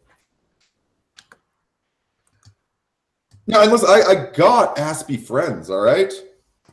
You know, it's like, no, what you need... You know that Simpsons where Bart is in the retard class and he's like, okay, so we're going to try and catch up with the other students by going slower than them? If you're Aspie or autistic, you don't need more autists fueling your autism. You need to get out there and learn how to be a regular person like everybody else. But it's become just these big circle jerks. The MRA circle jerk of woe is me, women are evil. You know, the MGTOW, I don't need women. Let's spend an hour every day hating women. It's fucking pathetic.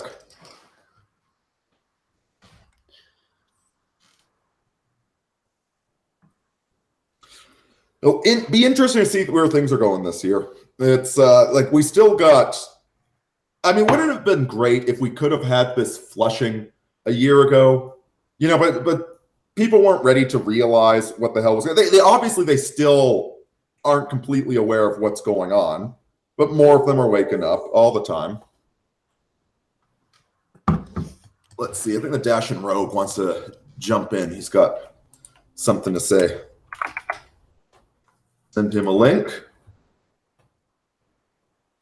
So, what are you in for? I moved here from Canada, and they think I'm slow, eh? I fell off the jungle gym, and when I woke up, I was in here.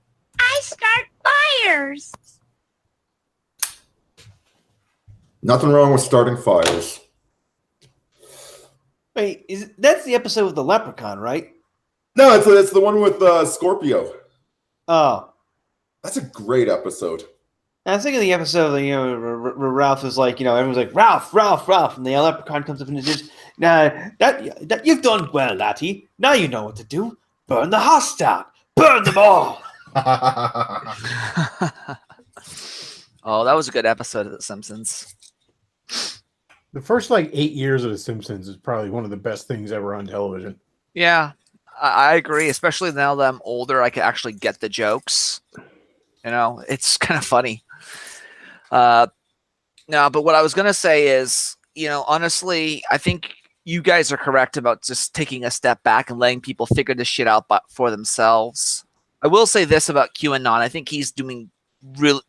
Even though I'm skeptical of QAnon, I don't think that QAnon is kosher. I do admire the tactics he's using of getting people to ask questions. I am very skeptical currently right now of a lot of these activists.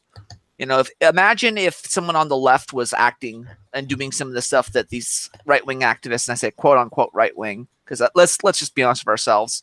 I don't know why Pettibone and Stellar were held. I don't know what the reasoning was, like at least the official reasoning or what have you.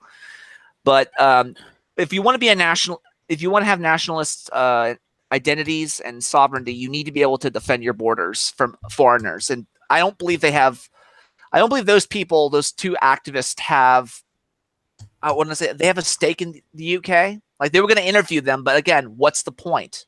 Like I'm very much a defend your own borders, stay away from me. Don't get into my country's business type of thing. I'm very critical of Pettibone. I think that she's one of the biggest cons out there right now.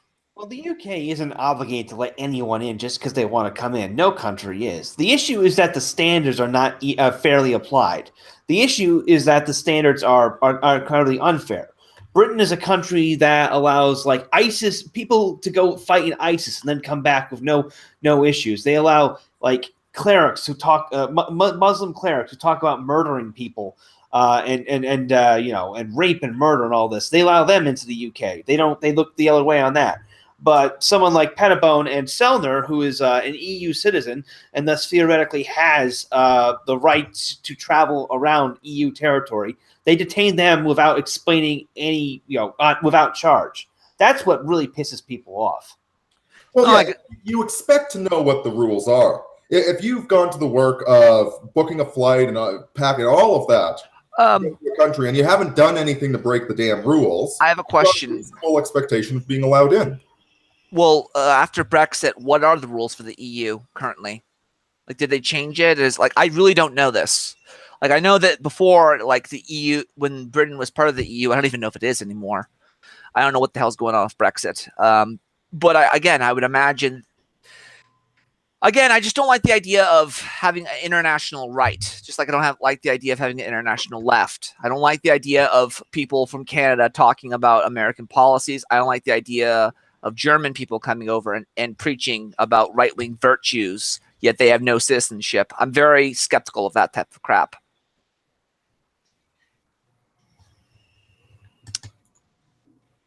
Well, it is kind of amusing in a sort of sociological sense. I've been doing a Let's Play of Deus Ex on my own channel for the past few days, and someone actually does say this in the plot. Like Deus Ex, the whole plot is like you're part of a resisting a globalist conspiracy to take over the world, and someone actually says the irony is that in order to preserve our national identities against a global I'm paraphrasing. In order to preserve our nationalist identities against a globalist onslaught, we have to ourselves form a transnational organization. Well, to quote Robert Anton Wilson, the 5 stages of chaos are chaos, confusion, discord, bureaucracy, and international affairs. To put that in perspective, people acknowledge there's chaos. Then there's confusion of what actually constitutes chaos. Then there's discord over people fighting over what is their version of chaos. And then there's bureaucracy. They have to enforce their version of chaos, even though there's cognitive dissonance. And then there's international affairs of people having to shill for their view of chaos in the world.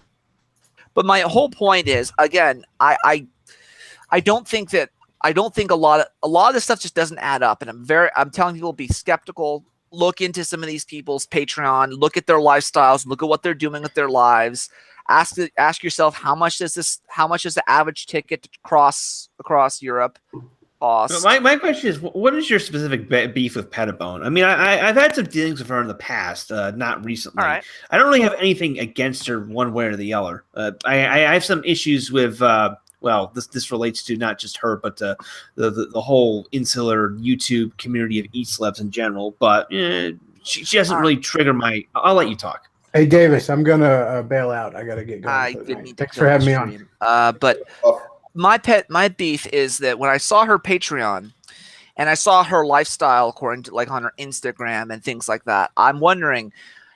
I think she's getting like $200, $300 last time I checked per month, and I'm trying to figure out her income compared to her lifestyle. That's what my issue.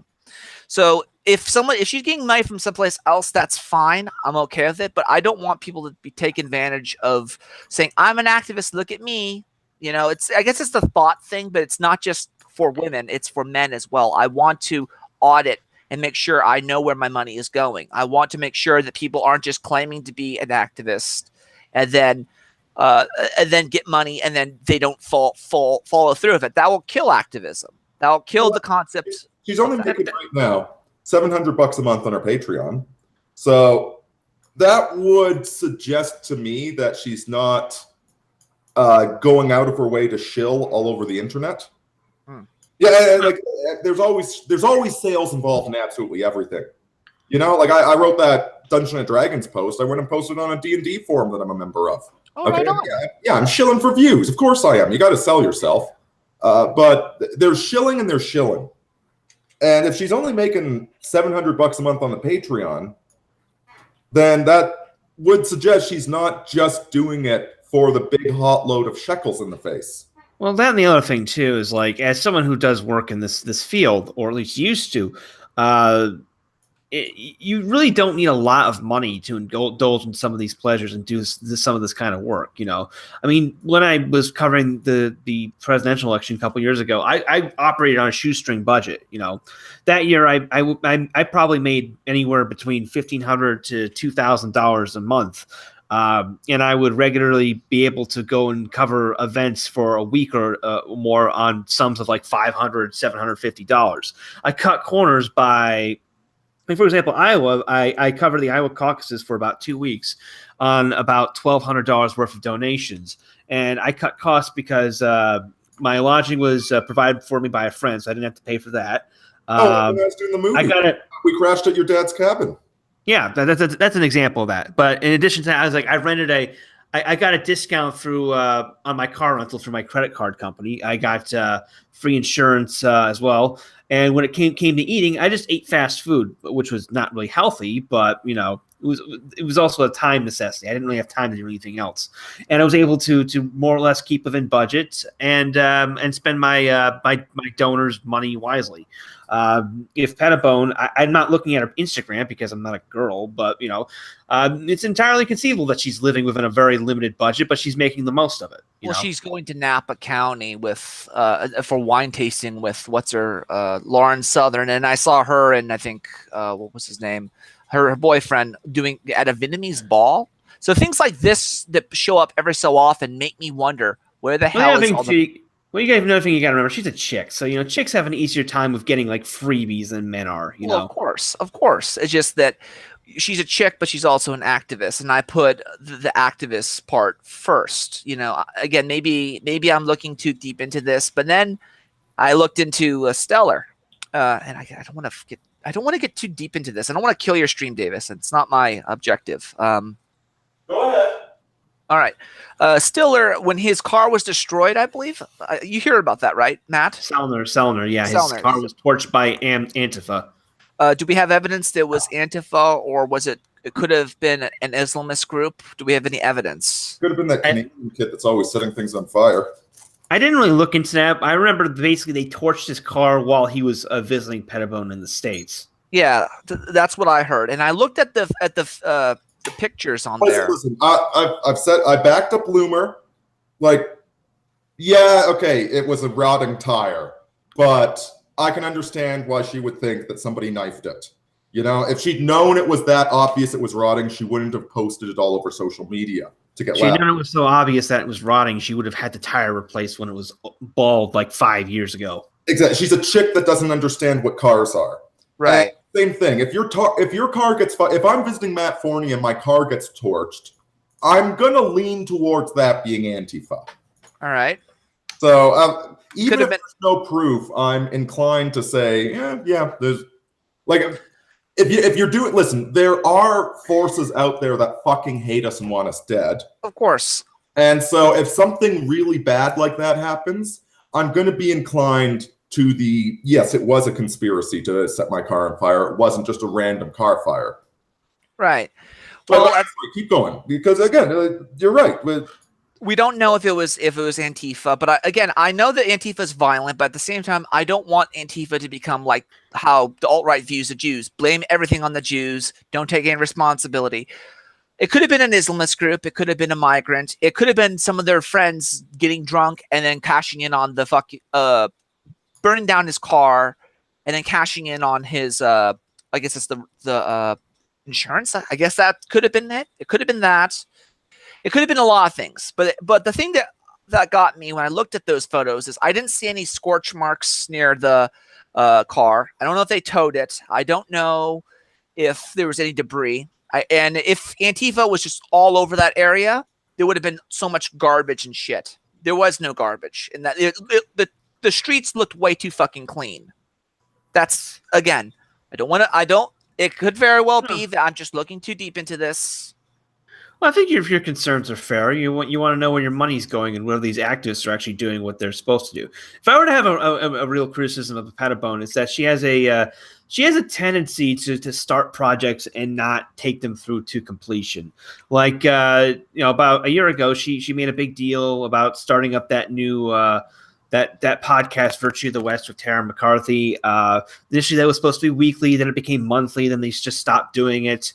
Then she made a big deal about starting a new podcast with Lauren Southern, and that was even shorter. They got only through like 7 episodes of that before just hanging it up entirely. And it's like, okay, I get, I mean, I've had to deal with this myself. Some projects I haven't been able to continue because of time constraints. But at the same time, I see a pattern here. I don't want there to be a pattern here, but I'm seeing a pattern.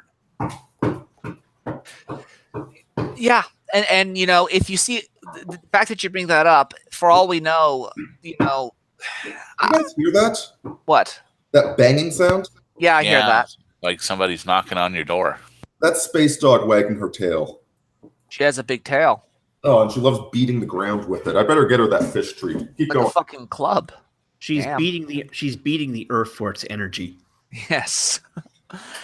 But yeah, I mean, I hate the whole meme of punching right, because whenever I bring this up to some of my friends IRL who are, I would say, neo-reaction, they're not alt-right, but they're Kekistani. They're various groups of people. They oftentimes will say, oh, don't punch right, don't punch right. I think there needs to be some level of, critical, I don't want to say critical lens or critical thinking, but the term, we need to be able to criticize people when there is legitimate criticism. The fact that she puts things down and then forgets them, that we need to hold people accountable, And I will say this, I am very upset that the British people are doing holding people against their will and content for no crime. That is a problem. I will give you that. But again, I just felt I needed to say this. I thought it needed to say it. I thought it needed to be said. Well, and you're right. Given how many snakes we've had in here, it's valid questions. And I think anybody that's doing this, anybody that's making money online, should be prepared to answer fucking questions. Certainly I had the movie that I was working to produce, the whole Sarkeesian documentary thing, and that completely blew up. But at the time, nobody wanted to talk to me because but that's the thing, I'm an open book with all of that, and it does deserve scrutiny. Like, that was a fucking mess. Absolute waste of money and a fucking mess. It was heartbreaking and embarrassing, the whole damn thing. So yeah, scrutiny is warranted. Yes. Oh, and actually, something I wanted to say too, because I said earlier that if you're in prison, you deserve to be there, even if it's not for what you did. Now, I want to amend that. If you're in prison and you think you're the fucking victim, see, I don't know what's going on in Brittany's mind right now, but I think this is not her first rodeo. See, she seems to know what the hell's going on, and she knew this was a possibility when she was going to Britain. You know, same thing. I'm well aware of the fact that here in the People's Republic of Soviet Kanakistan, I could be arrested any fucking day for hate speech. All right, and it's yeah, bring it, bring it. I am more than ready. You know, I'm not going to be crying like I'm some sort of victim. I'm going to be bringing the fire to them if they do that. Well, yeah, I mean, and I think that's what Pettibone is do. Like she's like, yeah, I'm a political fucking prisoner of an authoritarian state. That I think that's her mindset right now. Yeah, I agree. I agree with you on that. Whereas Cantwell was fucking crying. Yeah, Cantwell. God, you know, like what did you think was going to happen? Yeah, you know, fuck. When I went to Berkeley, when I was participating in those events, I had a dog tags commissioned. You can get them online. Yeah, I know. It had a message. Essentially, it was, you know, I'm prepared. It had my blood type. It had my name, and it had a slogan. Essentially, you know, I'm ready to go if necessary. You know, you have to have that mindset, the look of the samurai, so to speak.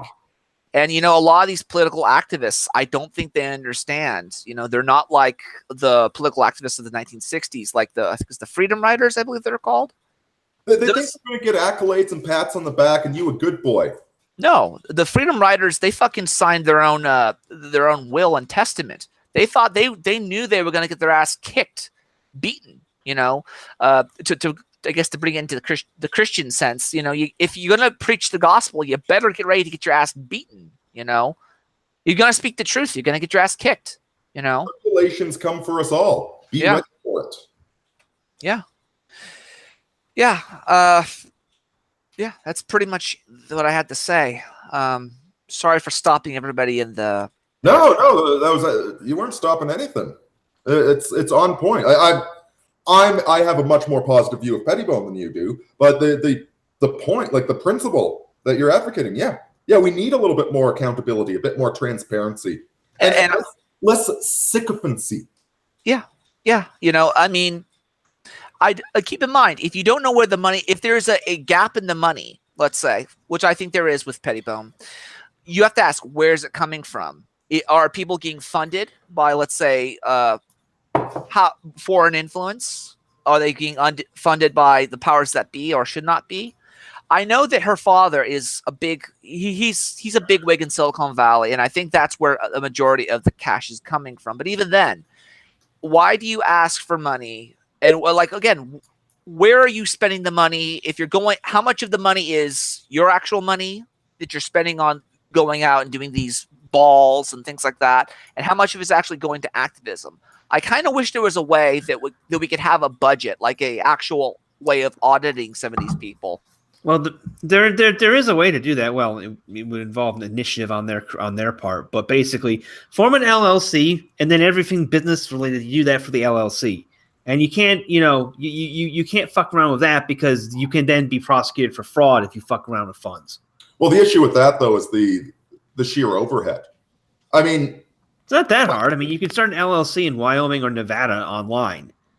You pay a fee to get it set up and get a virtual address, and that's it. I'm looking into starting an LLC for a business. I'm looking into doing so. And I don't even got to leave my apartment here in Budapest. I can just do it all over online on the phone. Yeah, but at the point where you're actually forming an LLC, registering as a charity, all of that, like you and I haven't done that for a damn good reason. Well, even then, like I hate to quote Mundane Matt because he's a cuck, or I don't know. But the point is, if you like, look what happened with Nina Sarkeesian. She has an LLC and a charity, I believe. She's not allowed under certain laws. You're not allowed to shill for certain political candidates. That could be a problem too. I just wish there was like a third party that would allow you to like, okay, this is how much we have. This is how much you can, how much I'm allocating to, let's say, travel. Food, room, board. What you're doing, Luke. That's beautiful. That is pretty good.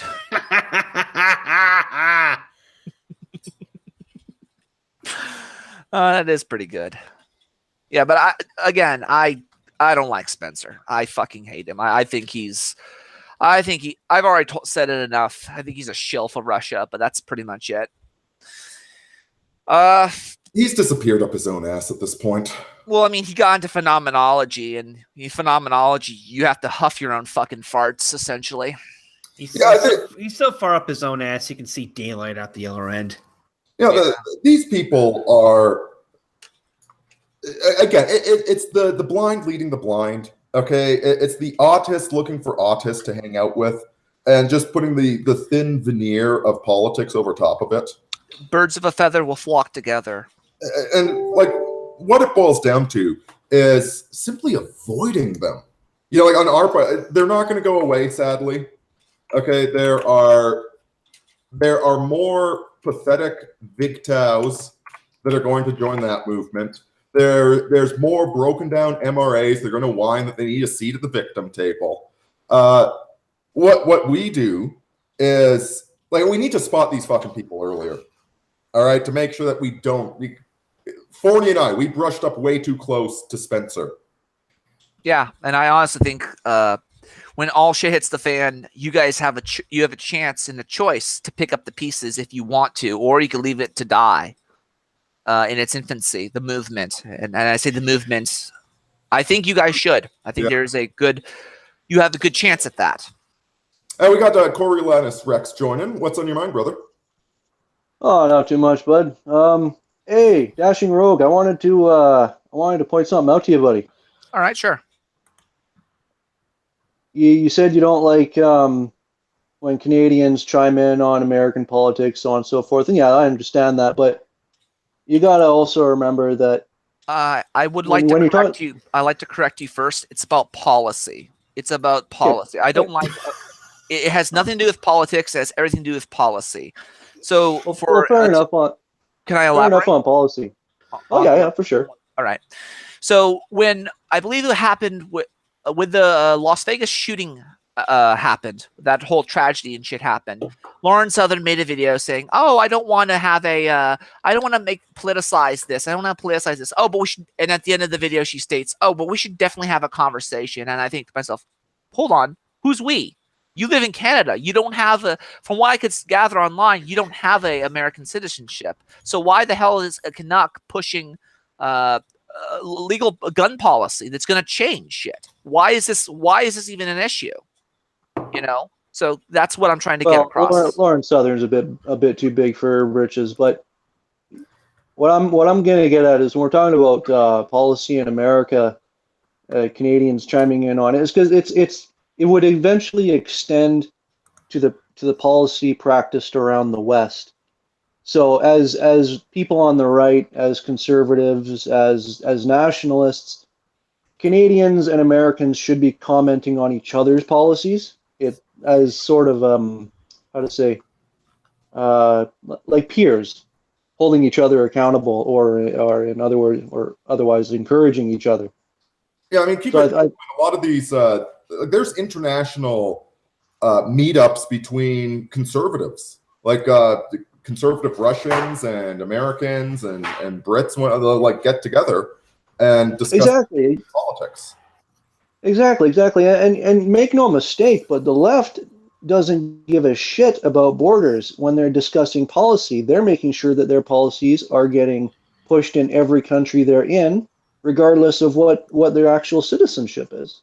I'm not trying to be like, oh, Dashing Rogue, you're wrong or anything, but no, of course I think there's a limit to that. But like, as far as right wingers and conservatives, nationalists, whatever go, we should comment on each other's policies, and I would actually say that Americans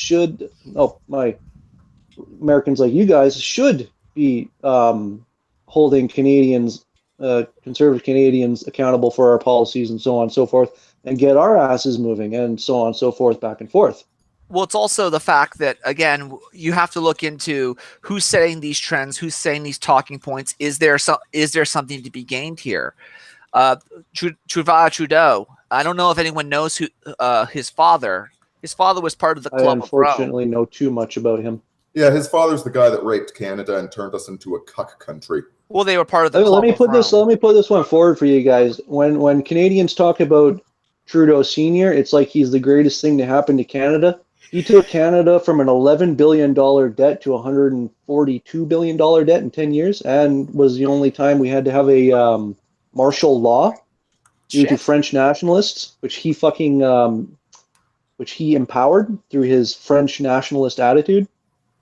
Oh yeah, and thanks to him, the Quebecers have completely taken over the Canadian military. It's funny because as I keep saying, the Club of Rome, that's what they do. That is, they want to essentially, I can't remember what their exact manifesto was, but they want to essentially, get people to fight each other. They want the country to divide and conquer itself. That's what they do. You'd have to do more information. I have to get more information. I don't have it with me right now. I wasn't prepared for that. Basically, they've been using Quebec nationalism as a wedge to destroy English Canada, but it's going to come back and destroy Quebec in the process. So well, I say, when they write the epitaph of Canada, it's going to be Islam and mass immigration and Chinese real estate hegemony that will be what killed Canada, but the cause of it is going to be Quebec. Okay, so that being said, do you not think that, let's say, an international rightist movement or a conservative movement that might, like, again, I don't even like to use the term conservative anymore. I don't even like to use the term, especially on the international stage. I mean, with my friends, yeah, they understand what I'm saying, but let's say like a conservative Muslim, which they do exist. Again, if you want to acknowledge the international stage, there very well might be conservative Muslims that exist, but they don't have anything to do with what an actual conservative in your country, or even in the West for that matter, has. So again, just because the label is conservative or they're right or left, look into what they're saying, I mean, they were a nationalist party, and then they were there trying to subvert the political order of Canada. I mean, look at what's happened with the white nationalists. Like, white doesn't exist. White is not a place you can travel to. White, I would say, is too big of a, it's too big of a fucking. It's too big and it's too exclusionary. Exactly. Well, okay. Inclusive. The problem is it's a very American idea. Exactly. The thing is, in Europe, it doesn't work, because if you're in France and you want to be a nationalist, just be a French nationalist. If you're, a Spaniard and you want to be a nationalist, just be a Spanish nationalist. But in America, with the whole mutt thing going on, where there is no like easy identity that everyone could fit into like that, their white identity makes sense, but it doesn't in Europe. Well, the problem with there are genuine folkways in America that white people can rely upon. I mean, Albion Seed discussed this, the four separate English cultures that settled in different parts of the 13 colonies and brought their folkways with them, whether it was the Puritans in New England or the Cavaliers in Virginia or the Borderers in the Appalachians. But the problem is the white nationalists don't want to call in on any of this because they all have this weird sort of like inferiority complex. You get this with Richard Spencer, obviously, but also with characters like Matthew Heimbach. They draw on European symbols and European ways of organizing because it's almost like they're ashamed to be American. They think that American symbols are too declassed; they're for the proles. So instead of drawing on the stars and stripes for American unique culture, or even the unique subcultures of Appalachia or Pennsylvania or wherever they happen to come from, they take European symbols like the fasces and all this stuff. That has no organic connection to American culture. It's far away enough that it no longer has obligation upon the self. This is why you see so many non-Catholics saying Deus Vult, because for them it's just a catchphrase, right? They don't speak Latin. They don't know the church history. It's just a catchphrase that fuck the Muslims, right? If they embraced American symbolism, there's this whole cultural context that immediately projects itself upon them and places expectations of behavior that they don't want to live up to. Whereas when they embrace the trappings of European culture without understanding European, because they're not cultured. Well, even European culture doesn't make sense. They had cultures in Europe, There was some talk back over between the cultures. That's the other thing, because there are European cultures, plural. like, have you ever seen an anime where they like the same way in the West that we treat Buddhist monks like they have mystical powers? They do the same thing with Christians over in Japan. And so Really? you often see a character wearing a crucifix that is like, it's an amalgamation of 3 different Christian traditions and has magic powers out of European folklore. It's just this mismatch of things. In You want a Japan, perfect example of that? You want a perfect example of that? Watch that anime from way back, Trinity Blood. Oh, that thing. Oh, yeah, they have some crazy ideas. Oh, so someday I think Aurini should take to carrying around the Wolfwood cross. Hey, Davis. Here's a question for you. So, what is white Canadian culture and tradition? Because I've been scratching my noodle about this for a while. That's how diluted it's become. Well, native. I would say native. I'll answer that for you. Canadian tradition is red Toryism. It's that, yeah, we are a bunch of hardworking conservatives, but we take care of our own.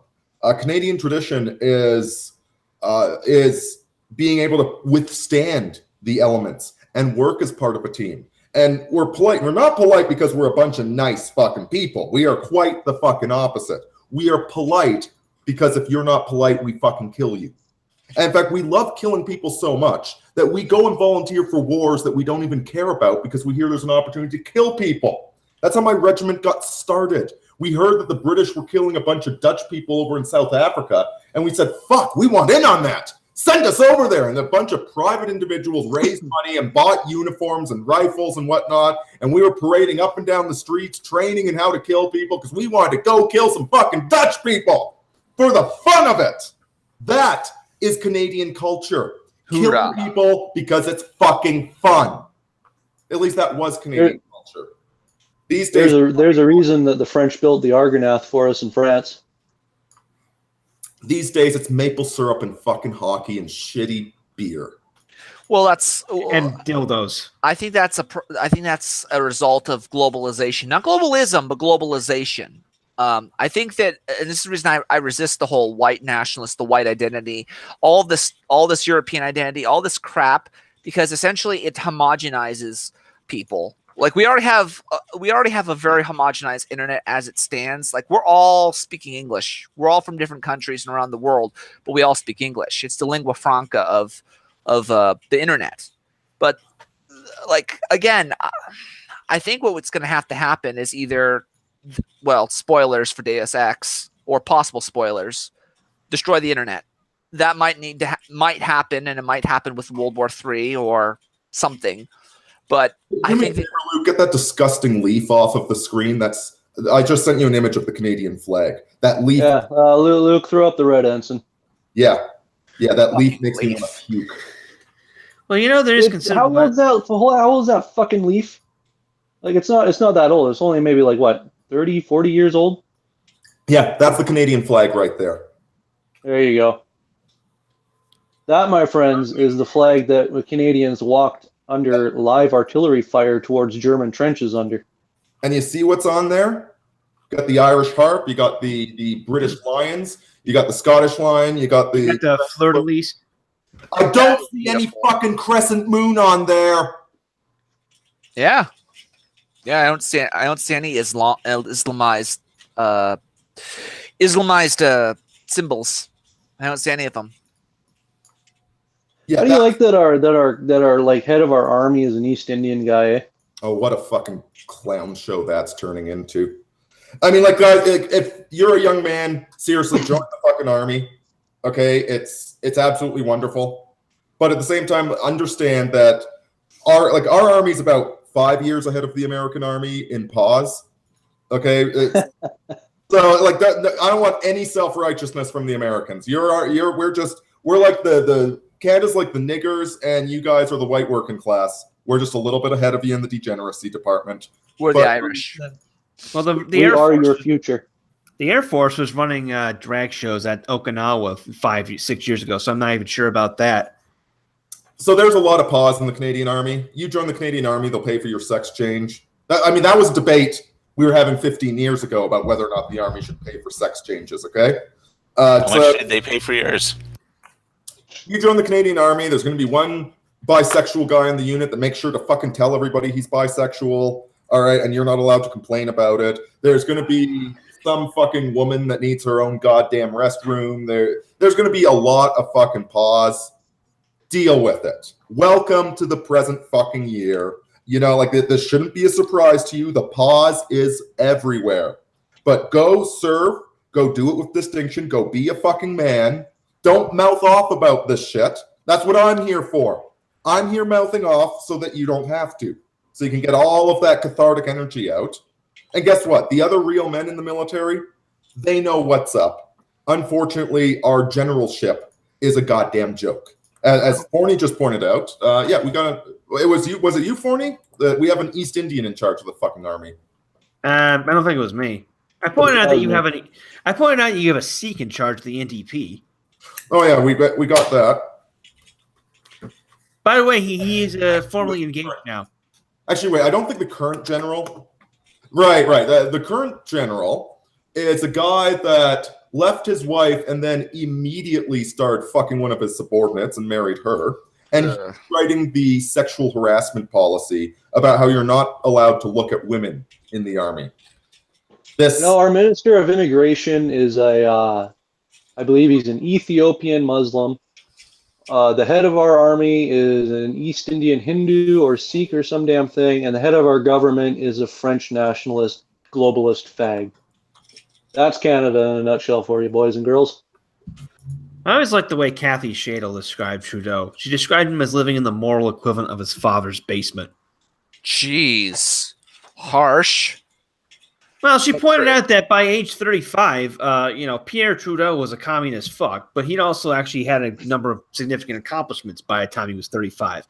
He founded a successful political journal, barred from the U.S. as a political dissident, all this stuff. Whereas the biggest thing Justin Trudeau had achieved by the time he turned 35 was being a substitute drama teacher. You know what really... Part-time. Couldn't even do that right. What really sickens me, like guys like this Ethiopian immigration minister or the gay Muslim mayor of Calgary, is that these people are double traitors. All right, first of all, they have the audacity to try and run Canadian government when they're not fucking Canadian. Yeah, like give it maybe in 3 generations they'll be Canadian. Okay, like there's a lot of Asians that are completely Canadian, completely American. All right, you see them. There's that hilarious ghetto Asian girl video. Yeah. So clearly she is integrated. The East Indians have not integrated yet. They're in the process. Many of them are serving honorably in the military. I actually don't have that big of a problem with the magical headscarf. Don't have a huge. You know what? But here's the thing. So that first of all, you're not even from this country, and you're going to tell us who should immigrate. A, and then B, they are traitors to their own fucking culture. So they're not even a traditional Muslim or a traditional Sikh. They're a left-wing radical communist. So again, the gay Muslim mayor of Calgary. Holy shit. Or the probable gay leader of the NDP. What the hell is that, Luke? What is that? That's what happens when an Asian girl wishes she were black. It's called Ganguro. Please Google it. Clearly she is integrated into American culture. You don't have to burn an internment camp next time we go to war with Japan. That's Guro. I wonder if I were to kiss her on the lips, I would die immediately from poisoning. It's called Ganguro, not Guro. Not the. You'd get holy shit. That's ugly. I'm distinctly reminded of the scene of Batman and Robin where Poison Ivy tries to kiss Robin and kill him, but he reveals he was wearing fake lips. Yeah, that is. She's wearing fake everything. Yeah, this. That's so weird seeing Asian eyes behind those glasses. Jeez, that looked weird. That is Ganguro. That is what you. Did you see she showed her fake eyebrows or eyelashes or whatever in the bottom of that cup? Jesus. Look at the bottom of that cup. That's classy. Does she after sex she pulls out her vagina and washes it in the kitchen sink? Oh God. How's that work? Fucking. Jeez. That's some ratchet Asian pussy. What a train wreck. Yeah, that's an example of something called ganguro. Ganguro? Yeah, ganguro, I think that's called. Oh. Was that when Asians go black? It's blackface with Asians. Again, I linked it in the chat. Take a look at it. Luke, it's in the chat. Yeah, it's... Yeah, but that's not blackface. That's actually her. Yeah, but again, it looks similar. Yeah, there. Yes. It's not it's not blackface. It's crackface. Well, yeah. Well, call it what you Ma, we will. cooked ourselves. Asians are so refreshingly racist. Yeah. Yes, they are. Yes, they are. Oh.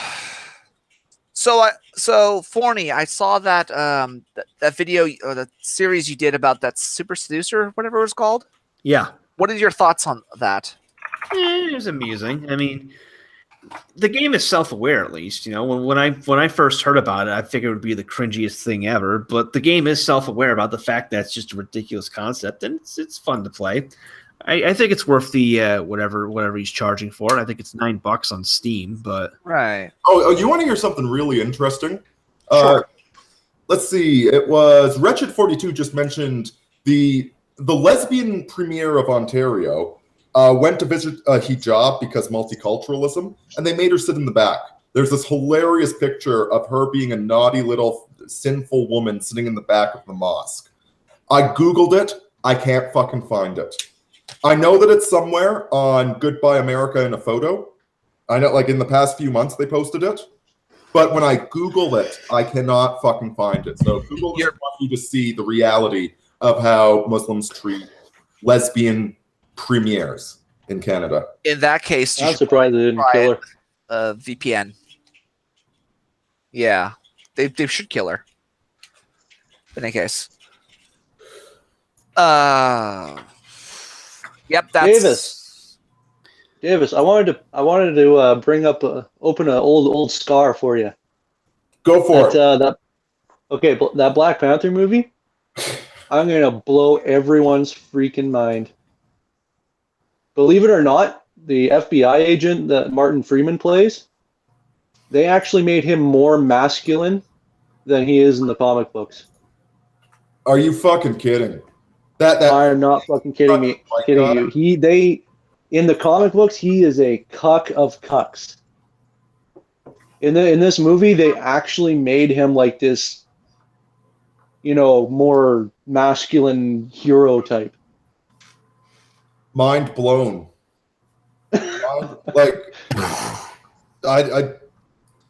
Wow. I don't even know that's mind fucking blown, dude. Like in the comic books, he got beat up by a girl, and in the movie, he's an ex-Air Force pilot. Yeah, at least he got to do something sort of useful.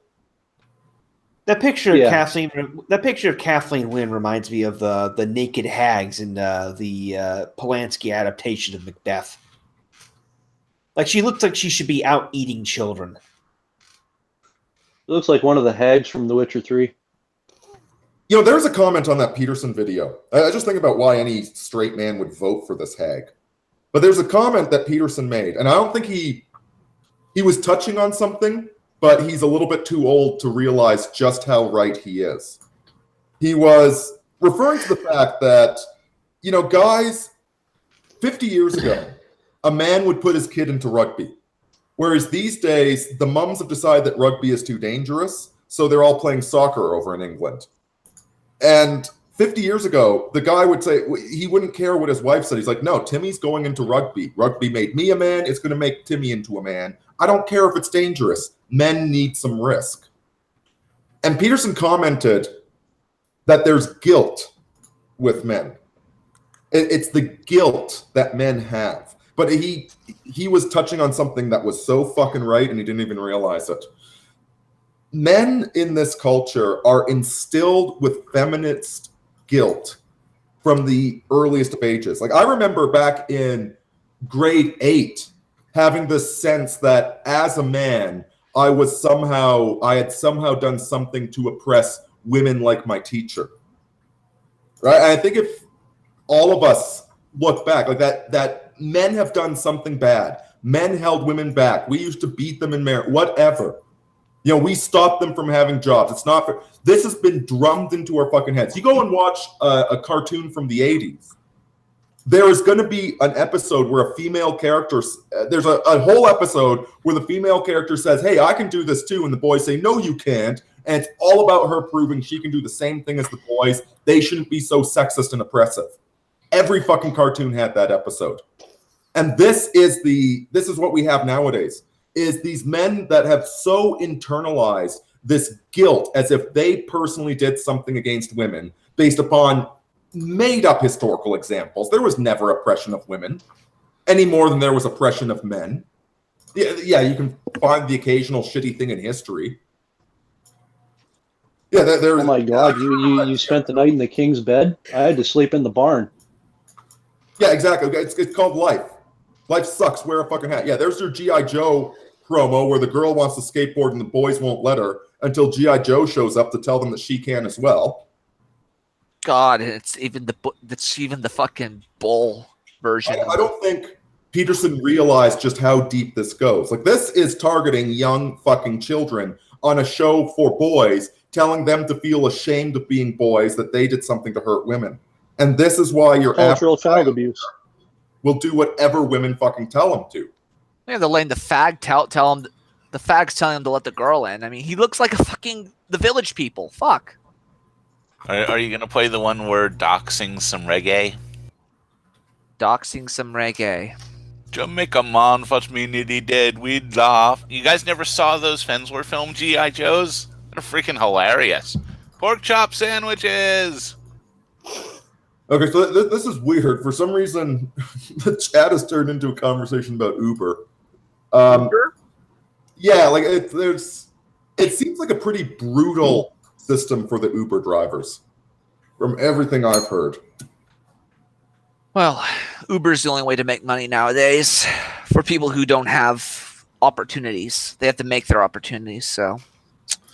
It's destroying the taxi industry that actually did have some reasonable protection for the workers. Like, listen, I'm not exactly a huge union fan, all right? But if you've got a job, like, is it so fucking unreasonable that if you show up to your job that you anticipate having it next week, that you have some understanding that they're going to give you notice before they fire you?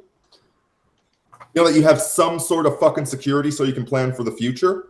Whereas Uber puts absolutely everything on the individual. You have to pay for the insurance. You are liable of anything that goes wrong. Here's the thing. If you hand somebody expensive industrial equipment and something bad happens, well, eventually something bad's going to happen, right? Yes. The company should be the one paying the fucking insurance. You know, like, obviously, nobody wants something bad to happen. But every time I go and drive, there's a possibility I'm going to get into an accident. All right?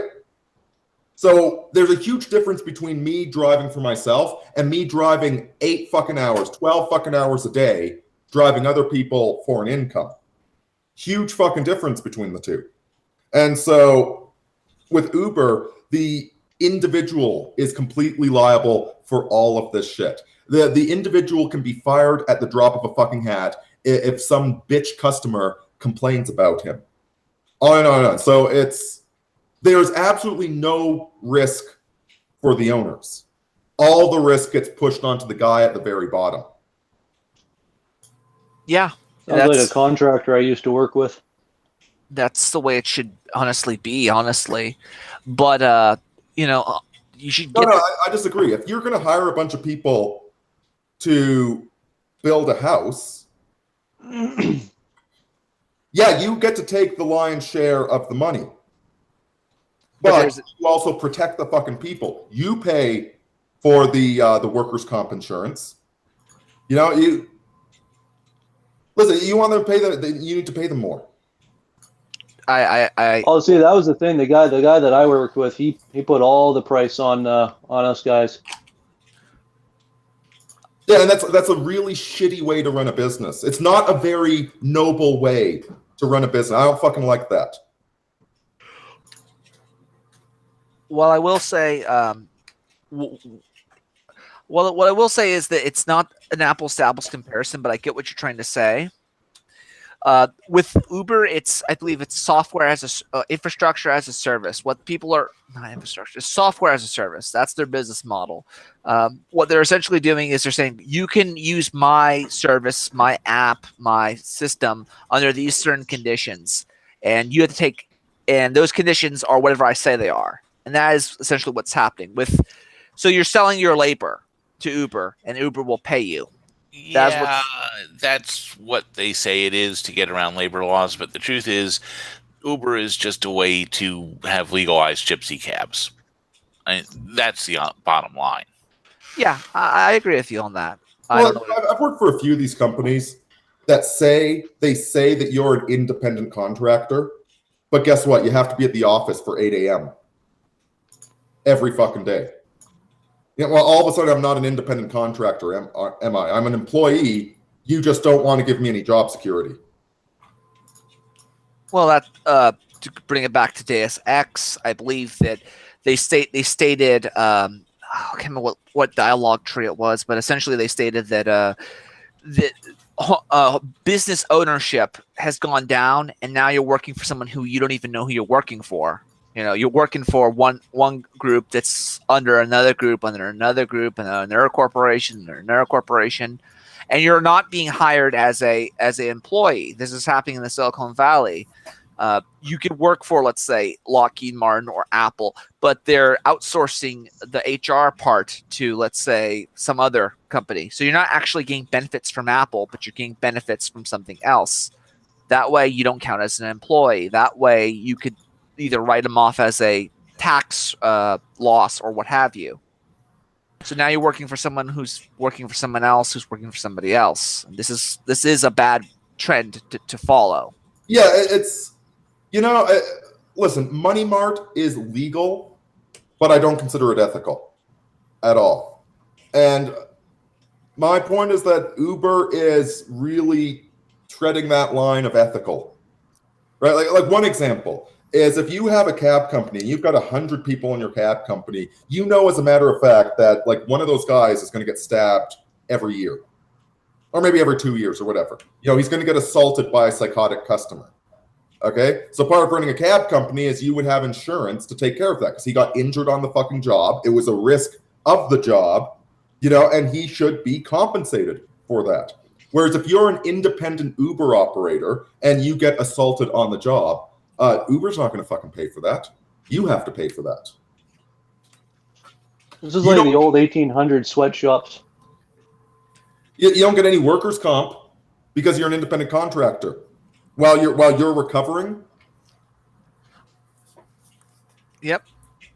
Yeah. No, I agree. And honestly, right now, what we have is a bunch of skill cannon jobs where it's high skill to get in, and then you have a bunch of high risk, high reward jobs where you have to essentially, either specialize in something or, just do bitch work. There's really nothing in between, which is sad.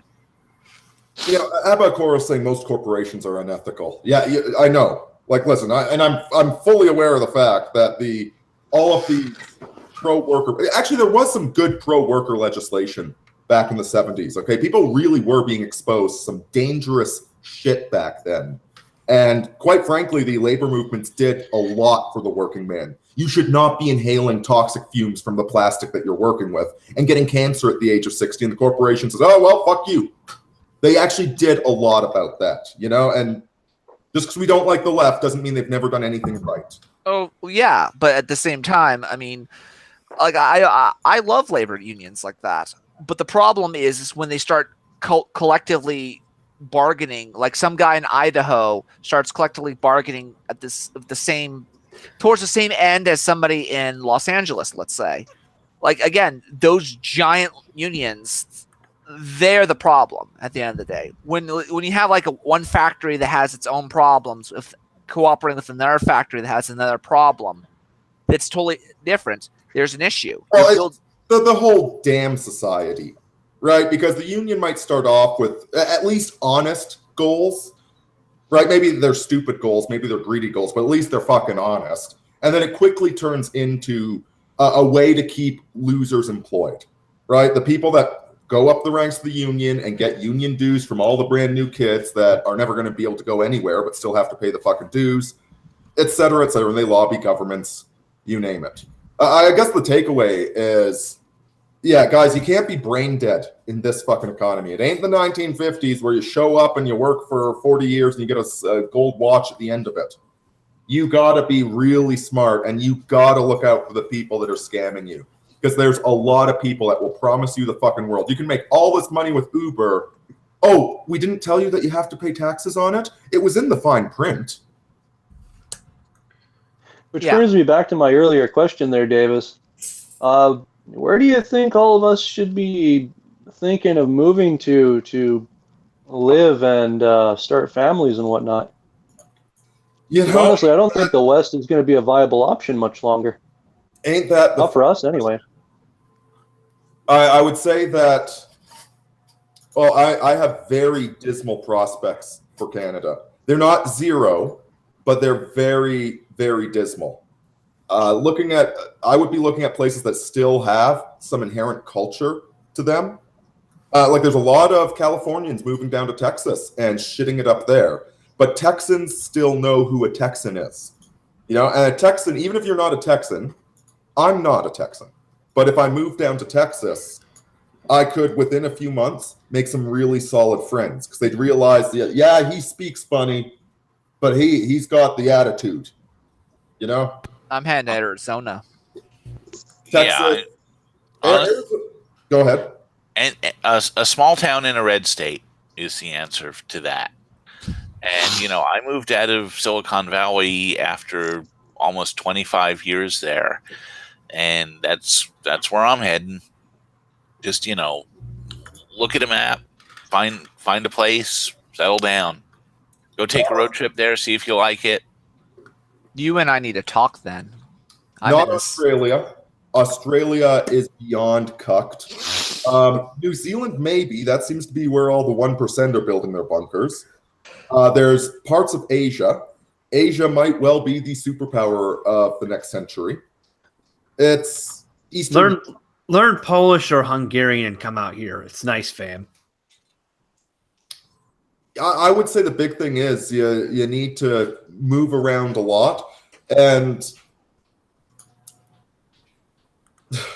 be prepared to drop your baggage if you have to.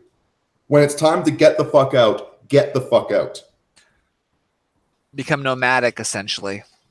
Not nomadic. I'm saying that just keep your ear to the ground. This is part of the problem.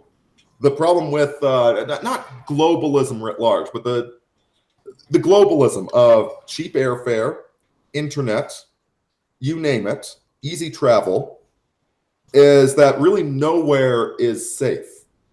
And quite frankly, castles have never been safe.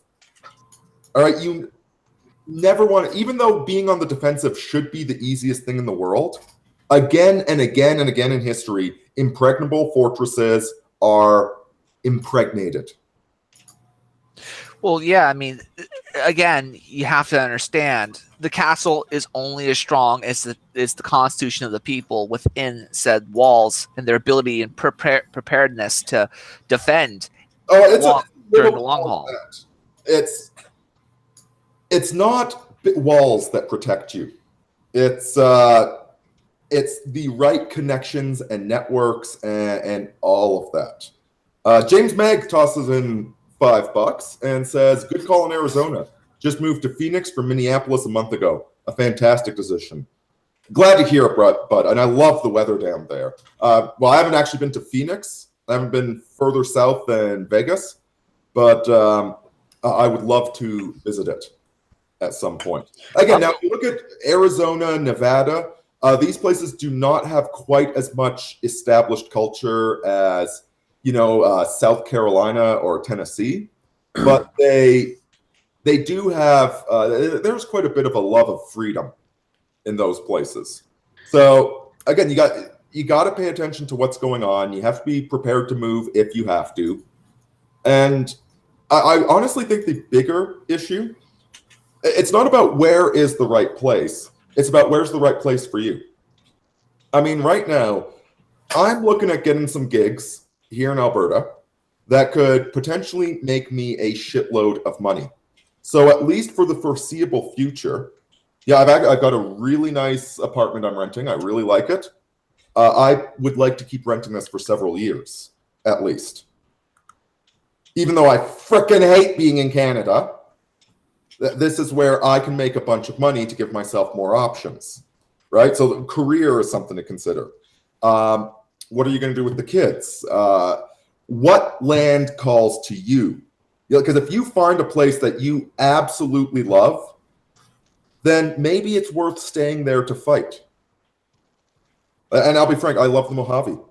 I absolutely love the Mojave. I can't imagine another desert anywhere on the planet being as beautiful as the Mojave is. And so that's the sort of like... Oh, you're just saying that because you like New Vegas. No. I like New Vegas because I like the Mojave. Ah. So that's the sort of place that I would one day like to put down roots there. Yeah, I mean, I'm of the opinion that, I just want to go where the fucking firearms are, where I'm allowed to essentially have the responsibility. Dude, stop. Go read my article about that. I did. It's not, when you need a gun, the Lord will give you one. Stop worrying about it. I mean, yeah, prepare, but don't worry. No, I know I got you. I'm not worried. I just want freedom. I just want the freedom. And, the desert is the place, that's why. The less contracts you have to sign for basic services, the more free you are. Exactly. And, it just so happens that I like the guns and I talk about the guns. I'm not obsessed with it. I don't get you people with your desert obsession. I move back to the States, it'll be in either Indiana, Michigan, Wisconsin, or Iowa. Midwestern states with, not so good weather, but great people, cheap to live in, cheap land, productive, and they're sufficiently shitty enough that shitlibs and immigrants don't want to go there. Yeah, and I think that's one of the things that's a common thread where a lot of these places are. No one wants to go there. If you like the desert, I want to say parts of Canada, but even in Canada is a majority just a giant city. In Canada, if you get out of the cities, yeah, there's good people there. We didn't really cover this today. I was going to talk about it, but I mentioned this on the Beckloff stream. There's that that guy, Edward Maurice, 33-year-old man with a wife and a young daughter, got dragged into the courthouse because he shot this filthy criminal piece of scum that was messing around on his property in rural Alberta. And when he showed up at the courthouse, he had, I think, 150 supporters, according to this newspaper article, were there clapping and cheering with signs, "Get your city out of our country." That sort of stuff. So there are a lot of good Canadians out there. You won't find them in the city centers. That's where you find the deracinated, liberal, rebellious, STD-infested garbage that you see in all the cities. Well, that's true anywhere. Just get out of the cities. Wherever you are, get out of the cities as far as you can. Oh, and by the way, it is legal to carry a rifle around your property in Canada. That's fucking legal.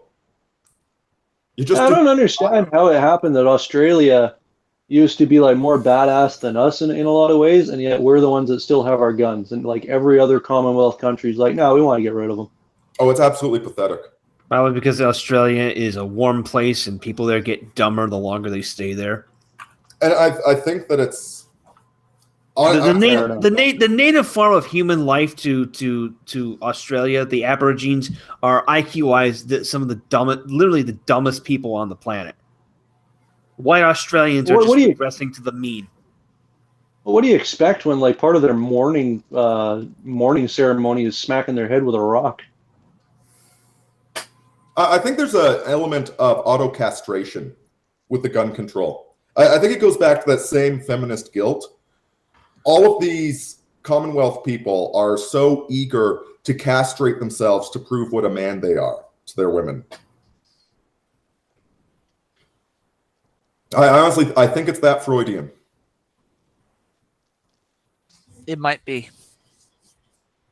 It might be, you know. I mean, I don't know if you guys watched that. What was it? Wisecrack, I believe it's called. They're lefty. I think they're progressive, I believe. They were doing a review, like a review of the philosophy of Evangelion. I don't know if you guys know what that is. Is that an anime? Yeah. Chinese cartoons. Yeah, they were talking about the psychology of it. They were talking about the its connections to mysticism and shit. But they were talking about how I think it's a Freudian term where you have a love-hate relationship, essentially. Adherence, I think it's called. Not adherence. But essentially what it is you love like your family, but you hate the stuff they do. And we have gone too deep into this cycle of essentially we love the women so much that we let them walk all over us, and we have this idea that they are the victim, and so we treat them accordingly, when the reality situation is these people are, you know, they're not innocent, but they're not guilty. They're just people, you know. You know, I actually think that the way that men are like just kowtowing to women, I almost think that it's more of an innate understanding of women generally being physically weaker than men getting out of hand. So we don't really think that they can do as much damage as they do, and then we find ourselves in this situation because we think, oh, well, they're weaker than us. How are they ever going to do that? And then they do it. It's like a programming error in men's minds. Well, strength comes in multiple forms. You know, there's political strength, there's intellectual strength, there's the physical raw strength, and then there's the the ability to manipulate people. That in itself is strength, but the true strength comes from not relying on anybody but yourself. You know, forming useful networks. No man stands alone. Yes. But guys, we've been going for 2.5 hours. I think it's a good time to shut things down. Anti-Dem, you got any final thoughts? Nope. I was looking at a article on Breitbart saying that Trump may make a speech tonight to advocate for raising the long gun age across the board to 21, but there's no particular source on this, and I hope he doesn't. If he does, I will 100% concede that you were right last night. So there's that to look forward to, at least. He had better fucking not. Good Lord, you're old enough to vote, you're old enough to die in a war, you're old enough to star in pornography, not old enough to own a gun. Yep. Which is sad because, you know, the long gun, really? How about a handgun? That sounds more realistic. And even then, like, what it constitutes a long gun? Are we gonna they have Glocks that essentially can be turned into pistol caliber carbines? So does that count as a gun? So it's autistic. But in any case, final thoughts, right? Yep. Always remember to drink your Ovaltine. Let's see, Coriolanus. Don't fear they who destroy the flesh, but fear him who destroys the soul. Damn straight. Horny? Buy guns and buy crypto. Luke 22:36. And speaking of Luke. Now we know. And knowing is half the battle. G.I. Joe!